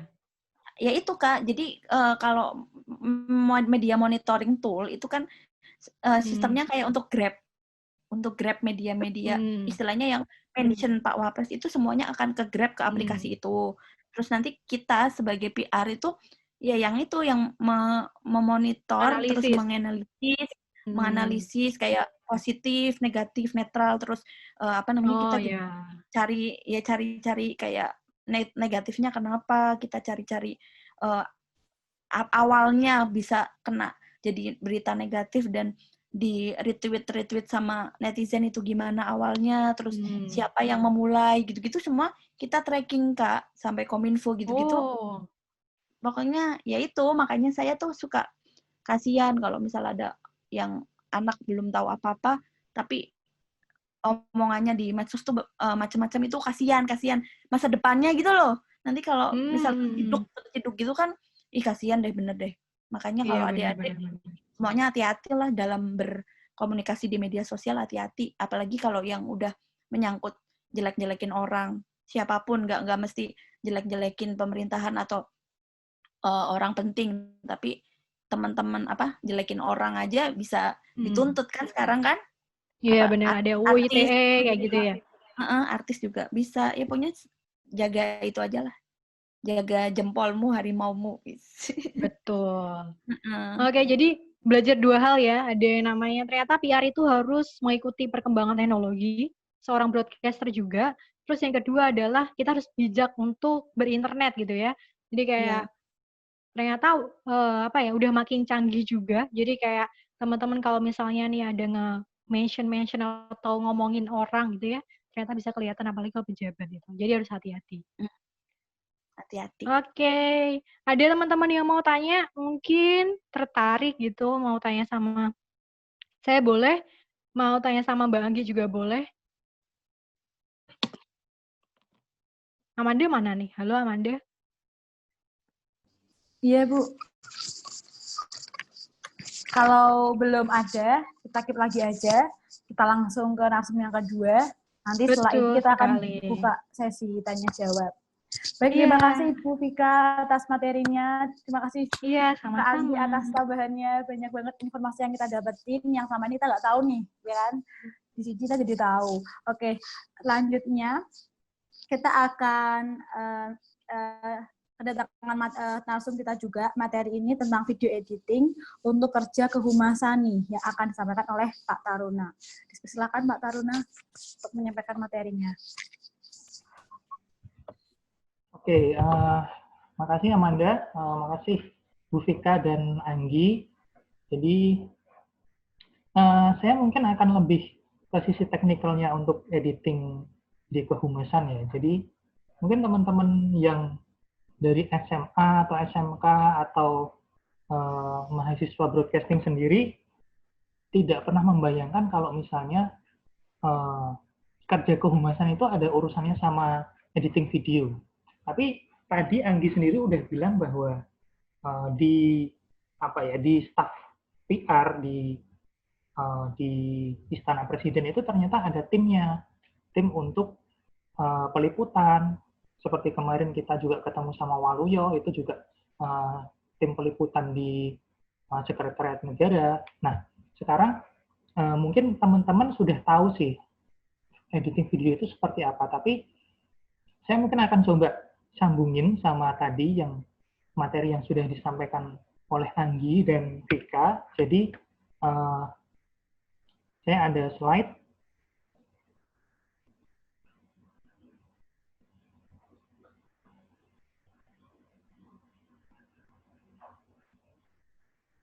Oke, nah kalau teman-teman bisa tahu bahwa saya pikir video editing itu sekarang sudah jadi sudah jadi seperti makanan sehari-hari kalau teman-teman ini kuliah di broadcast atau teman-teman SMA dan SMK ini senang dengan audiovisual, mungkin teman-teman sudah paham dengan video editing. Jadi kalau secara teori kita bisa bilang bahwa video editing itu adalah proses manipulasi. Kenapa dibilang proses manipulasi? Karena ngedit video itu dari berbagai macam bahan. Jadi teman-teman ambil gambar, masukin musik, masukin suara, efek gambar, efek suara, itu dijadikan satu, dan nanti hasilnya itu adalah satu produk atau satu karya baru. Nah, itu kenapa kita bilang bahwa video editing itu adalah satu proses manipulasi. Ya, manipulasi di sini artinya konotasinya bukan konotasi negatif ya, karena kita akan bikin satu karya baru dari karya-karya atau dari bahan-bahan yang sudah ada. Nah, kalau kita ngomong produksi sendiri, proses produksi audiovisual sendiri, video editing itu juga adalah salah satu, jadi cuma salah satu aja, nanti masih ada yang lain, salah satu dari proses pasca produksi. Nah, selanjutnya, kalau kita mau ngedit video, itu kita pasti butuh equipment. Nah, teman-teman, mungkin kalau di kantornya Anggi, di Sekretariat Negara atau di televisi swasta gitu, kita akan pakai komputer, kita akan pakai satu equipment atau satu peralatan editing video yang lengkap. Tapi jadi kalau saya ngajar video editing itu saya selalu bilang bahwa kita jangan mikir komputer itu adalah komputer desktop atau laptop yang harus stay di meja dan kita harus ngedit di meja. Kenyataannya sekarang ini adalah teman-teman yang pegang HP, pegang ponselnya masing-masing itu adalah salah satu bentuk komputer juga. Nah, kalau teman-teman mau ngedit di HP, untuk editing sederhana itu juga sekarang sudah sangat mumpuni lah teknologi sekarang. Jadi saya bisa cerita misalkan 10 tahun yang lalu ketika saya baru kenalan sama video editing itu nggak bisa tuh kita ngedit sambil jalan-jalan, ngedit di cafe gitu pakai laptop. Ya bisa sih, cuma laptopnya gede berat. Kita lebih nyaman untuk ngedit pakai desktop di rumah atau di kantor. Tapi kalau sekarang kita bisa bilang bahwa kemajuan teknologi itu udah jauh banget gitu loh. Jadi kalaupun kita mau ngedit pakai HP pun itu sudah bisa. Nah, lalu ini sedikit sisi teknikal ya. Jadi ada software video editing misalnya seperti ini. Tapi sekali lagi bahwa ini bukan satu keharusan. Ini yang di sini yang saya tampilkan ini cuma contoh-contoh aja. Nanti teman-teman kalau mau ngedit bisa dengan preferensi masing-masing. Nah, seperti tadi ketika Anggi bilang bahwa kehumasan itu adalah membangun citra. Jadi apa sih kaitannya sama video editing? Nah, kalau kita ngedit video, saya itu selalu menganalogikan satu produk video itu seperti kita sedang membaca buku. Jadi kalau teman-teman tahu, di sini saya breakdown, itu ada frame, ada shot, ada scene, dan ada sequence. Jadi satu frame itu adalah satu huruf atau kita bisa lebut satu kata. Satu frame itu satu kata, lalu satu shot itu satu frase atau satu kalimat. Lalu satu scene itu satu paragraf. Dan paragraf-paragraf itu kalau kita gabungkan itu akan jadi satu chapter, satu bab. Nah, ketika kita ngedit video itu seperti itu. Jadi Jadi logikanya adalah kita sedang menulis satu cerita. Kita nulis kata, kita nulis kalimat sampai dia jadi satu paragraf, dan paragraf itu kalau dikumpulin bisa jadi novel. Nah, kayak gitu. Jadi ngedit video itu sebenarnya itu bikin cerita. Nanti saya sambungin sama kerja-kerja kehumasan. Nah, jadi ada proses-proses dasar sebenarnya kalau kita mau ngedit video itu. Saya breakdown jadi 6 di sini. Yang paling dasar itu adalah menghapus gambar yang tidak diinginkan. Jadi, misalnya kalian adalah satu video editor di kantor wakil presiden seperti tempatnya Anggi, ada staf liputannya. Nanti staf liputan itu setelah melakukan liputan, gambar-gambar itu akan diserahkan ke video editor. Video editor itu kerjanya adalah yang pertama pasti adalah milih footage atau milih gambar. Ini gambar-gambar yang jelek, gambarnya Pak wakil presiden yang misalnya dia lagi ngantuk atau dia lagi ngapain gitu yang tidak pantas untuk ditampilkan ke publik, itu sudah pasti dibuang tuh, nggak akan dipakai. Itu sudah pasti. Jadi dengan melakukan itu saja kita sudah melakukan satu proses editing. Lalu kita akan milih nih gambar yang baik yang mana. Ketika Pak Wakil Presiden sedang melakukan pidato gitu, angle yang paling bagus itu yang mana ya?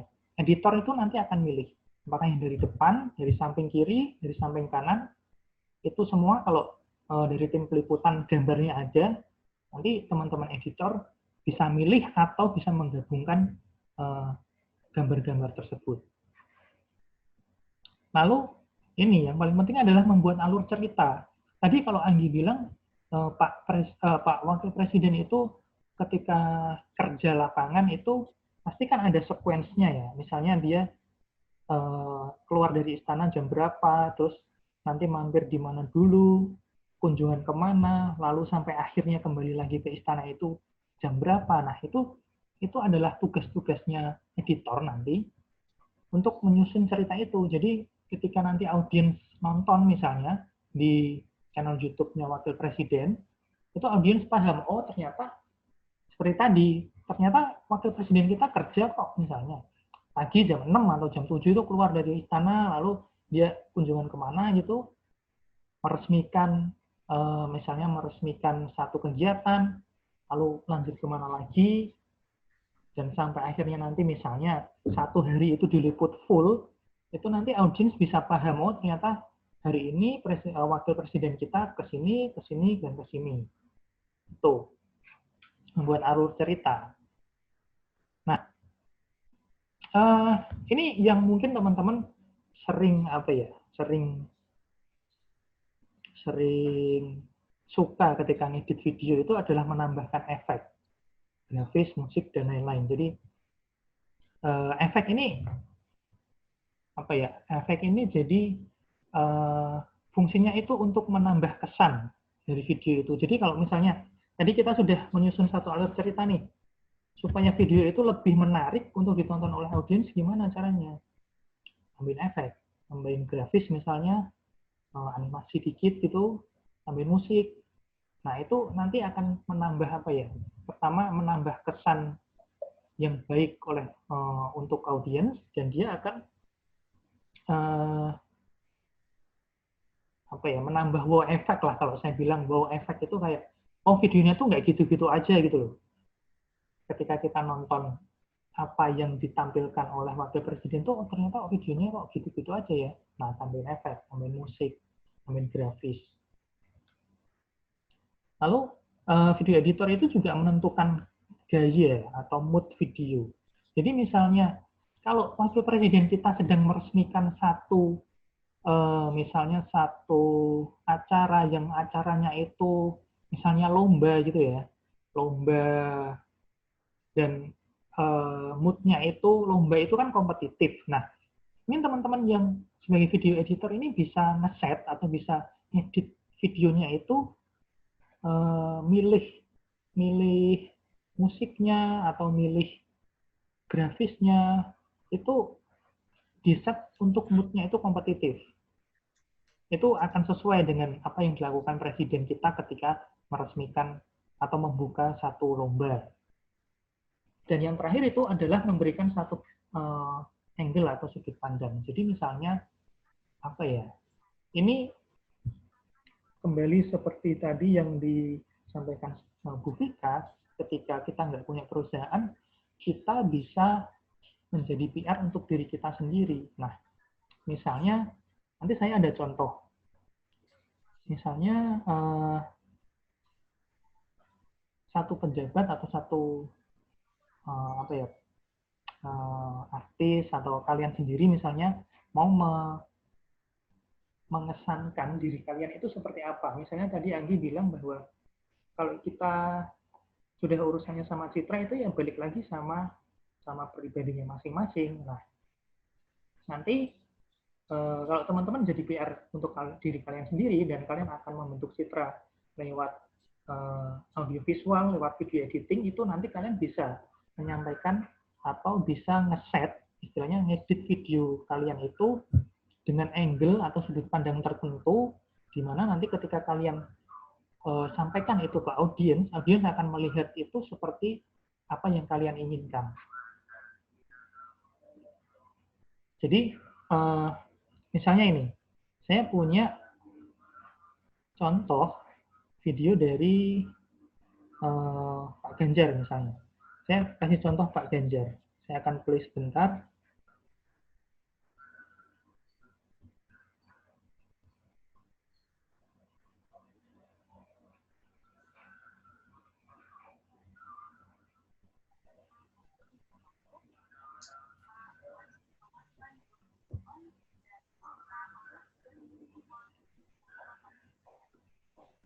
Kelihatan.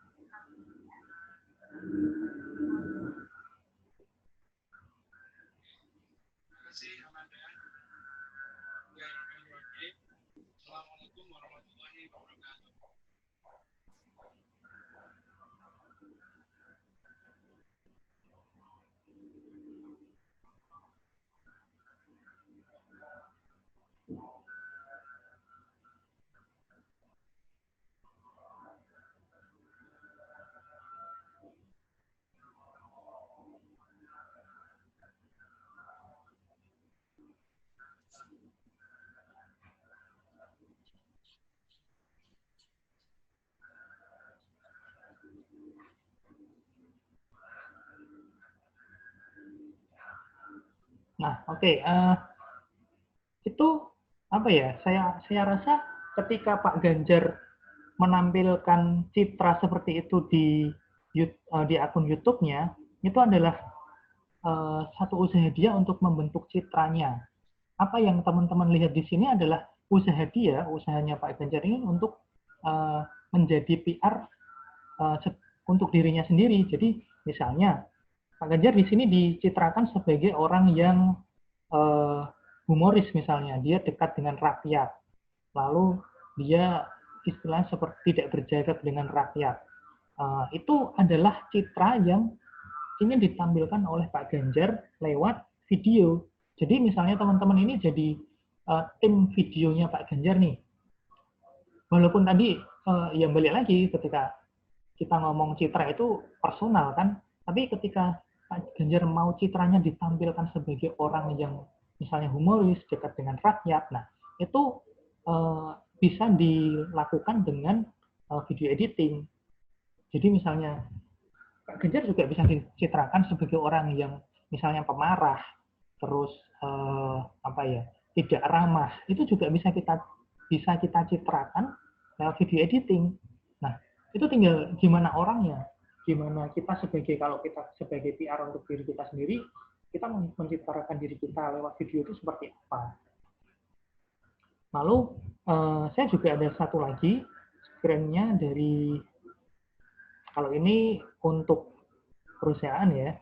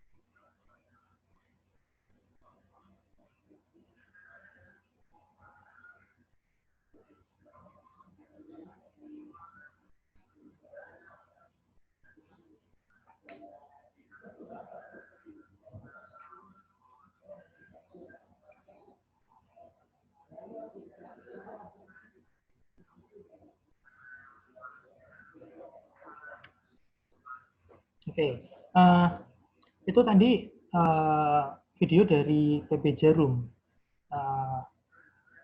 Kita tahu bahwa PP Jarum itu adalah salah satu organisasi yang concern dan komitmen untuk mengembangkan bulu tangkis di Indonesia. Nah, kalau saya bilang tadi video tadi bukan untuk membangun citranya anak-anak yang ada di dalam video itu tadi, tapi ketika PP Jarum ngupload video itu ke YouTube, mereka ingin bilang nih, mereka ingin membentuk citra mereka bahwa kami itu beneran serius loh untuk membentuk atau untuk pembibitan atlet-atlet dari usia muda. Jadi kalau teman-teman misalnya jadi satu video editor di sebuah perusahaan, kalian itu adalah satu bagian atau dari satu tim untuk membentuk citra perusahaan itu. Jadi misalnya tadi PB Jarum itu kita tahu bahwa memang mereka komitmen dengan komitmen dengan apa yang mereka lakukan untuk membangun bulu tangkis Indonesia, untuk pembibitan atlet-atlet dari usia muda. Tapi video itu tadi bisa jadi penguat gitu, jadi konfirmasi bagi audiens bahwa PB Jarum ini memang benar-benar komitmen untuk melakukan pembibitan atlet dari usia muda. Jadi kayak gitu. Jadi kalau kita ngomong video editing, mungkin teman-teman di broadcast sekarang juga tahu bahwa media sekarang sudah berkembang sangat pesat. New media baru, internet itu sudah jadi hal sehari-hari kita. Mediumnya kita mau siaran itu nggak cuma TV terestrial, kita bisa pakai YouTube, kita punya Instagram, bahkan kalian bisa siaran secara personal lewat Instagram story kalian sendiri. Nah, kalian akan mencitrakan diri kalian seperti apa? Gitu. Jadi saya selalu bilang bahwa kalau ngajar video editing tuh kalian kayak masak gitu. Kalian kayak masak satu masakan. Kalian punya bahan-bahan yang bagus, tapi kalau kalian nggak bisa masak, kalian tidak pintar meramu bumbu, ya masakan itu jadinya nggak enak. Jadi kira-kira seperti itulah kalau kita ngomong video editing untuk kehumasan. Dan yang terakhir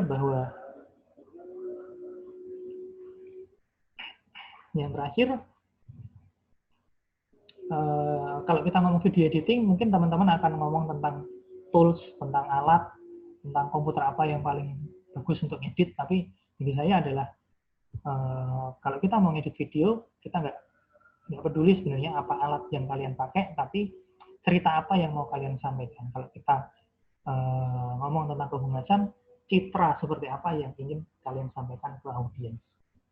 Ya, mungkin seperti itu aja dari saya. Saya balikin ke Amanda. Oke. Baik, terima kasih Pak Taruna atas materi yang bisa diberikan. Baik, langsung saja saatnya saya buka sesi tanya jawab bagi para peserta yang ingin bertanya. Silahkan nyalakan mikrofon dan sebutkan nama dan asal.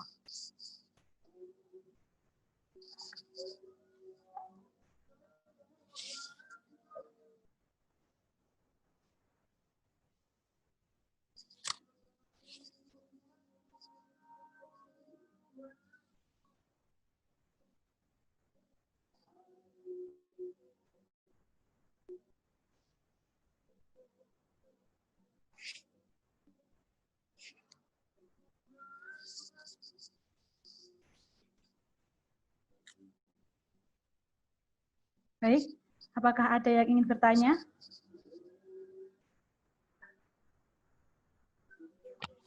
Belum ada yang mau tanya ya? Di sini lagi ya, Iya. Sensi. Oke, jadi kalau Pak Tarun tadi, ini kayaknya mau tanya nih, Prisna, bukan ya? Halo. Makan enggak? Ya. Kamu makan enggak? Poker. Kagak.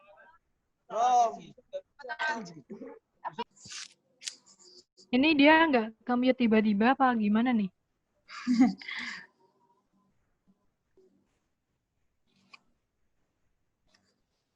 Mungkin untuk teman-teman SMA SMK kali yang mau bertanya, dipersilahkan ya, mungkin masih belum paham atau masih pengen tahu belajar tentang aplikasi video editing, mungkin dipersilahkan buat teman-teman yang mau bertanya.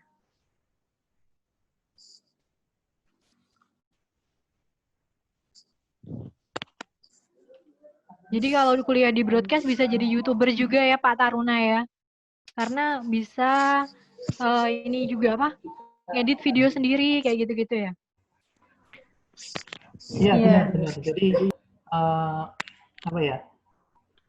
ya walaupun kalau kita jadi YouTubers itu mungkin nanti kalau udah gede tetap ada timnya, tapi keahlian untuk editing video itu menurut saya sih sangat berguna ya ketika kita misalnya itu tadi jadi YouTubers atau kalian memang mencari uang dari platform itu kalau saya bilang sih jadi satu keahlian yang harus kalian miliki gitu.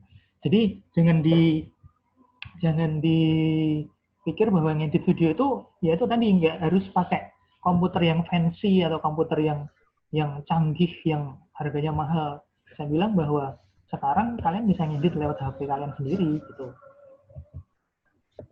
Seperti itu. Ini ada adik kecil juga ikut workshop loh. Bersama Mbak Citra ya. Ini ada adik kecil lagi ikut juga. Oke, mau ada yang ditanya lagi nggak sama teman-teman nih di sini? Jadi kalau kalian kuliah di broadcast ada banyak sekali yang bisa dilakukan. Nggak cuman tentang di TV aja gitu ya, ternyata bisa jadi humas juga bisa, jadi video editor gitu ya. Banyak sekali alumni-alumni broadcast yang mereka kemudian kerja di agensi-agensi film, agensi kreatif, sangat banyak sekali. Oke, Pak Huda mungkin mau menambahkan, Pak Huda? Ya, jadi yang pertama ini memang untuk yang hari ini agak kacau. Jadi saya sendiri itu setiap 15 menit itu otomatis keluar, jadi masuk lagi. 15 menit keluar masuk lagi. Jadi mungkin banyak peserta yang masuk keluar memang saya nggak tahu. Kita 4 kali kok baru kali ini yang agak masalahnya. Ya, mungkin yang teman-teman yang dari SMA itu, Mbak Amanda. Ya, baik. Mungkin ada teman-teman dari SMA, SMK, ada Nela, ada Lisa, ada Gilang. Mungkin boleh dong bertanya kepada narasumber kita. Boleh Pak Taruna ataupun Bu Vika.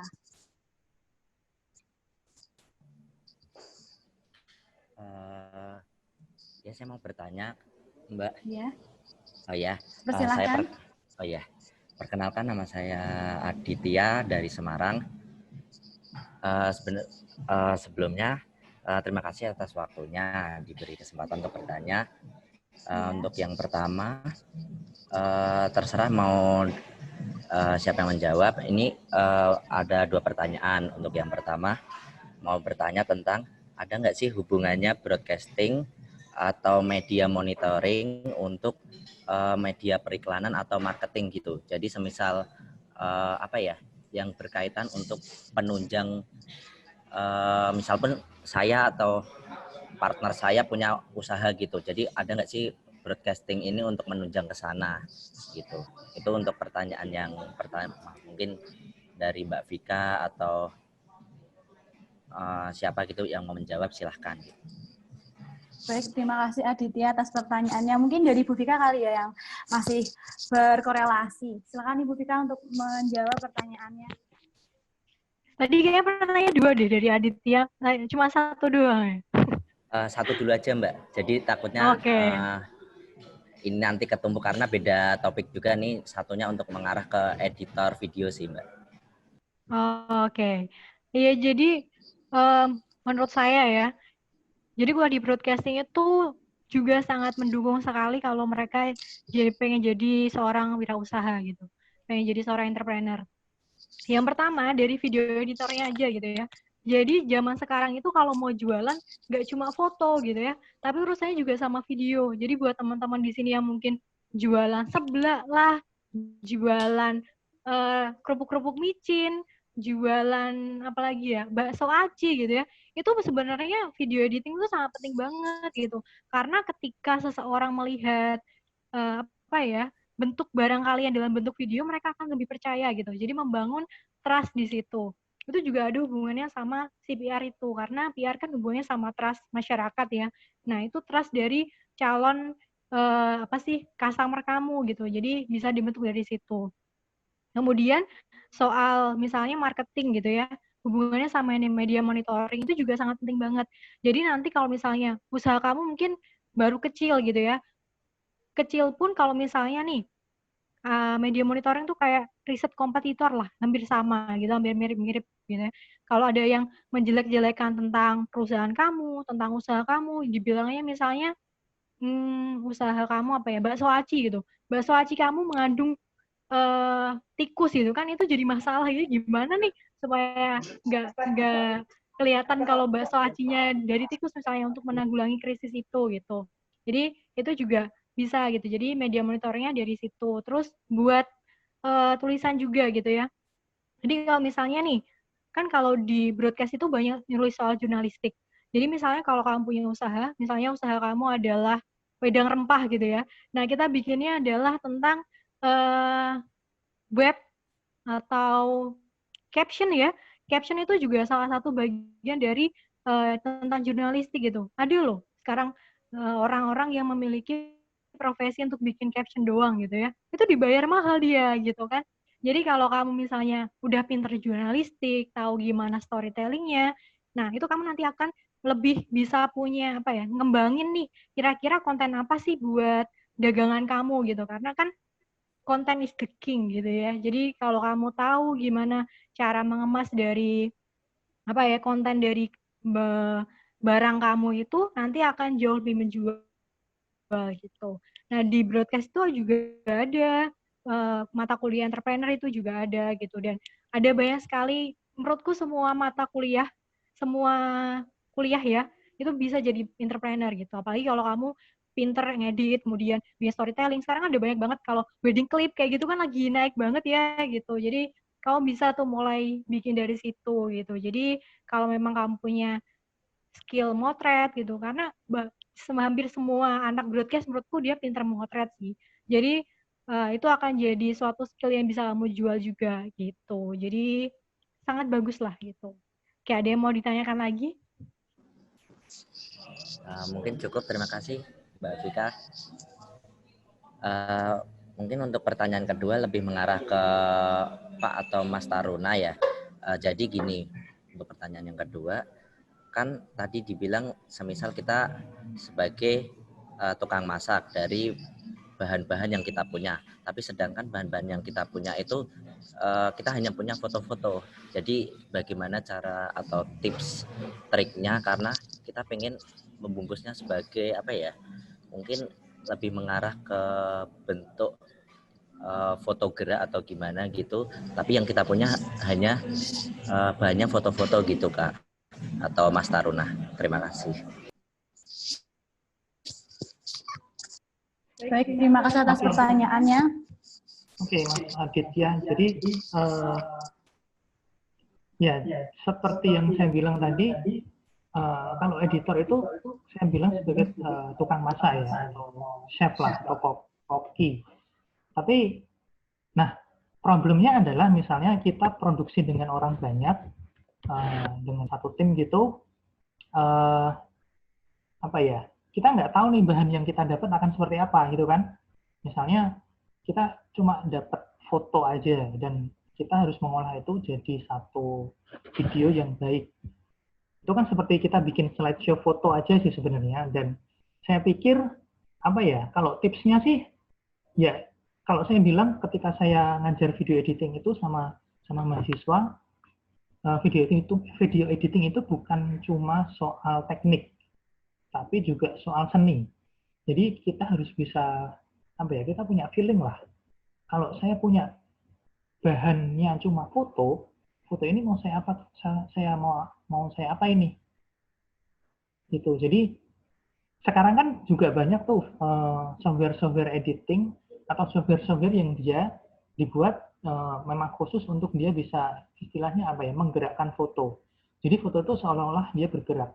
Tapi sebenarnya ya enggak, itu cuma foto aja, cuman dia seolah-olah bergerak. Nah, mungkin kalau Mas Aditya mau coba, selain itu tadi Mas Adit harus menguasai tools-nya itu, software-nya itu, ya apa ya, latihan sih kalau saya bilang.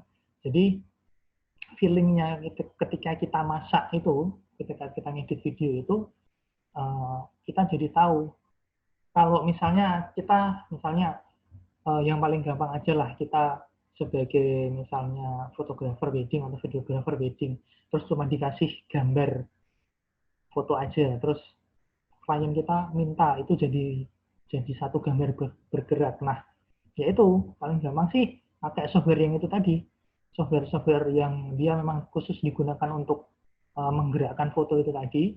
Kita nggak usah pakai software yang aneh-aneh seperti Adobe Premiere yang kayak gitu, kita malah susah sendiri kalau mau menggerakkan foto. Dan itu juga apa ya, menurut saya levelnya lebih advance nanti. Ketika kita butuh cuma untuk slideshow aja, sekarang banyak kok software-software yang praktikal. Istilahnya Mas Adit tinggal masukin foto, nanti di situ sudah ada efek-efeknya seperti apa, tinggal dipilih aja, masukin efeknya, dan jangan lupa untuk nyusun ceritanya itu tadi. Jadi video kita itu ada ceritanya. Gitu.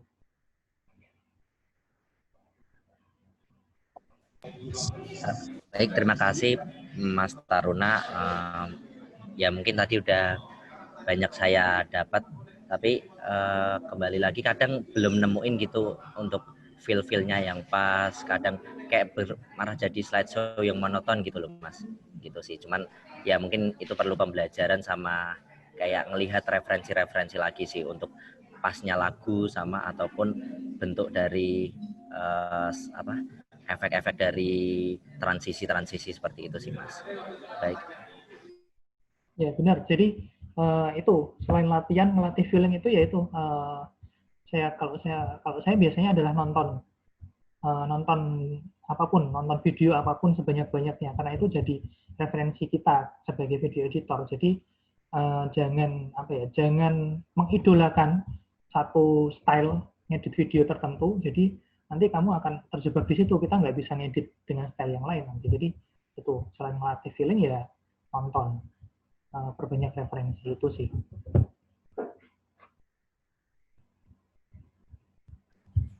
Baik, terima kasih Pak Taruna atas jawabannya, dan terima kasih pada Mas Aditya atas pertanyaannya.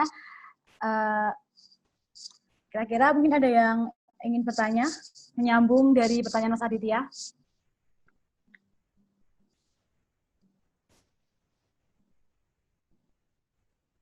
Oh ya, tapi ini sih Mas, kalau Mas Aditya ya, saya kayak sedikit ingin menambahin sih, kalau dari saya sudut pandang dari mahasiswa sendiri, kalau emang betul banget, sangat bermanfaat banget ketika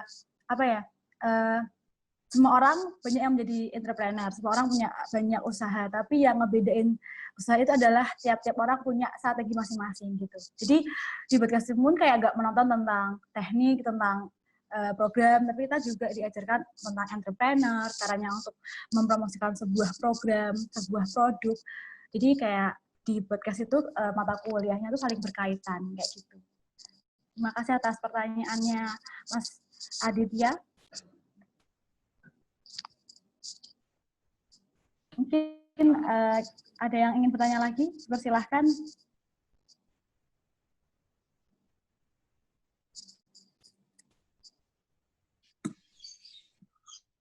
Ya, Assalamualaikum. Waalaikumsalam. Saya Krisna dari Semarang. Saya mau bertanya nih, mewakili teman-teman yang mau masuk kuliah jurusan broadcast ya. Apakah jika ingin masuk kuliah di broadcasting itu harus memiliki kamera, komputer, atau alat-alat broadcasting yang lainnya gitu? Yang cukup sih. Itu aja. Baik, terima kasih Mas Krisna atas pertanyaannya. Mungkin ini lebih ke Pak Taruna ya, yang akan menjawab. Silakan Pak Taruna. Oke, Mas Krisna. Ini saya dulu yang jawab ya. Oh ya, udah monggo. Jadi karena ini hubungannya dengan calon mahasiswa kan gitu ya. Jadi gini, Mas siapa tadi? Mas Restu, Pak. Restu. Mas Restu. Jadi gini Mas, program studi penyiaran Udinus itu punya 2 lab. Yang pertama itu lab, namanya lab broadcast B lantai 5, jadi lab broadcast 5. Di situ lengkap semuanya. Jadi mulai kamera dan sebagainya, sampai untuk siaran live dan lain sebagainya, semuanya sudah tersedia. Gitu ya. Jadi apakah harus punya ini, punya boleh, enggak punya enggak apa-apa. Karena apa? Karena di lab sudah tersedia semuanya. Sehingga nanti kalau Anda kuliah belum punya, ya nanti tinggal semuanya pakai fasilitas dari lab. Gitu ya, Mas. Jadi itu yang pertama. Kemudian yang kedua, lab kita yang kedua ini TV-ku. TV Kampus Udinus. Nah, itu lab kita yang kedua. Sehingga nanti untuk siaran dan semuanya nanti kita untuk fasilitas sudah disediakan semua. Jadi yang paling penting Anda punya keinginan aja. Jadi seandainya Anda nanti tidak punya kemampuan di dalam broadcast, tidak ada masalah. Nanti mesti di awal-awal kita kasih matrikulasi. Sehingga yang tadinya cuma seneng jadi tambah seneng, yang tadinya biasa-biasa saja jadi tambah seneng dengan broadcast. Gitu Mas, dari saya gitu. Cukup ya, saya kira cukup. Saya akan akhiri. Terima kasih hadirin yang berbahagia. Alhamdulillah kalau rangkaian sesi webinar hari ini terlaksana dengan lancar. Dan kami ucapkan kepada narasumber, kami ucapkan terima kasih pada narasumber kita hari ini yang sudah berbagi ilmunya kepada kita semua. Dan juga terima kasih kepada seluruh peserta webinar yang sudah mengikuti webinar pada hari ini. Dan sekali lagi saya ucapkan selamat telah mendapatkan potongan USPI bagi para peserta yang berminat untuk mengambil jurusan Broadcasting Udinus. Saya Amanda Kayati selaku moderator pada hari ini. Minta maaf apabila ada kesalahan. Wassalamualaikum warahmatullahi wabarakatuh.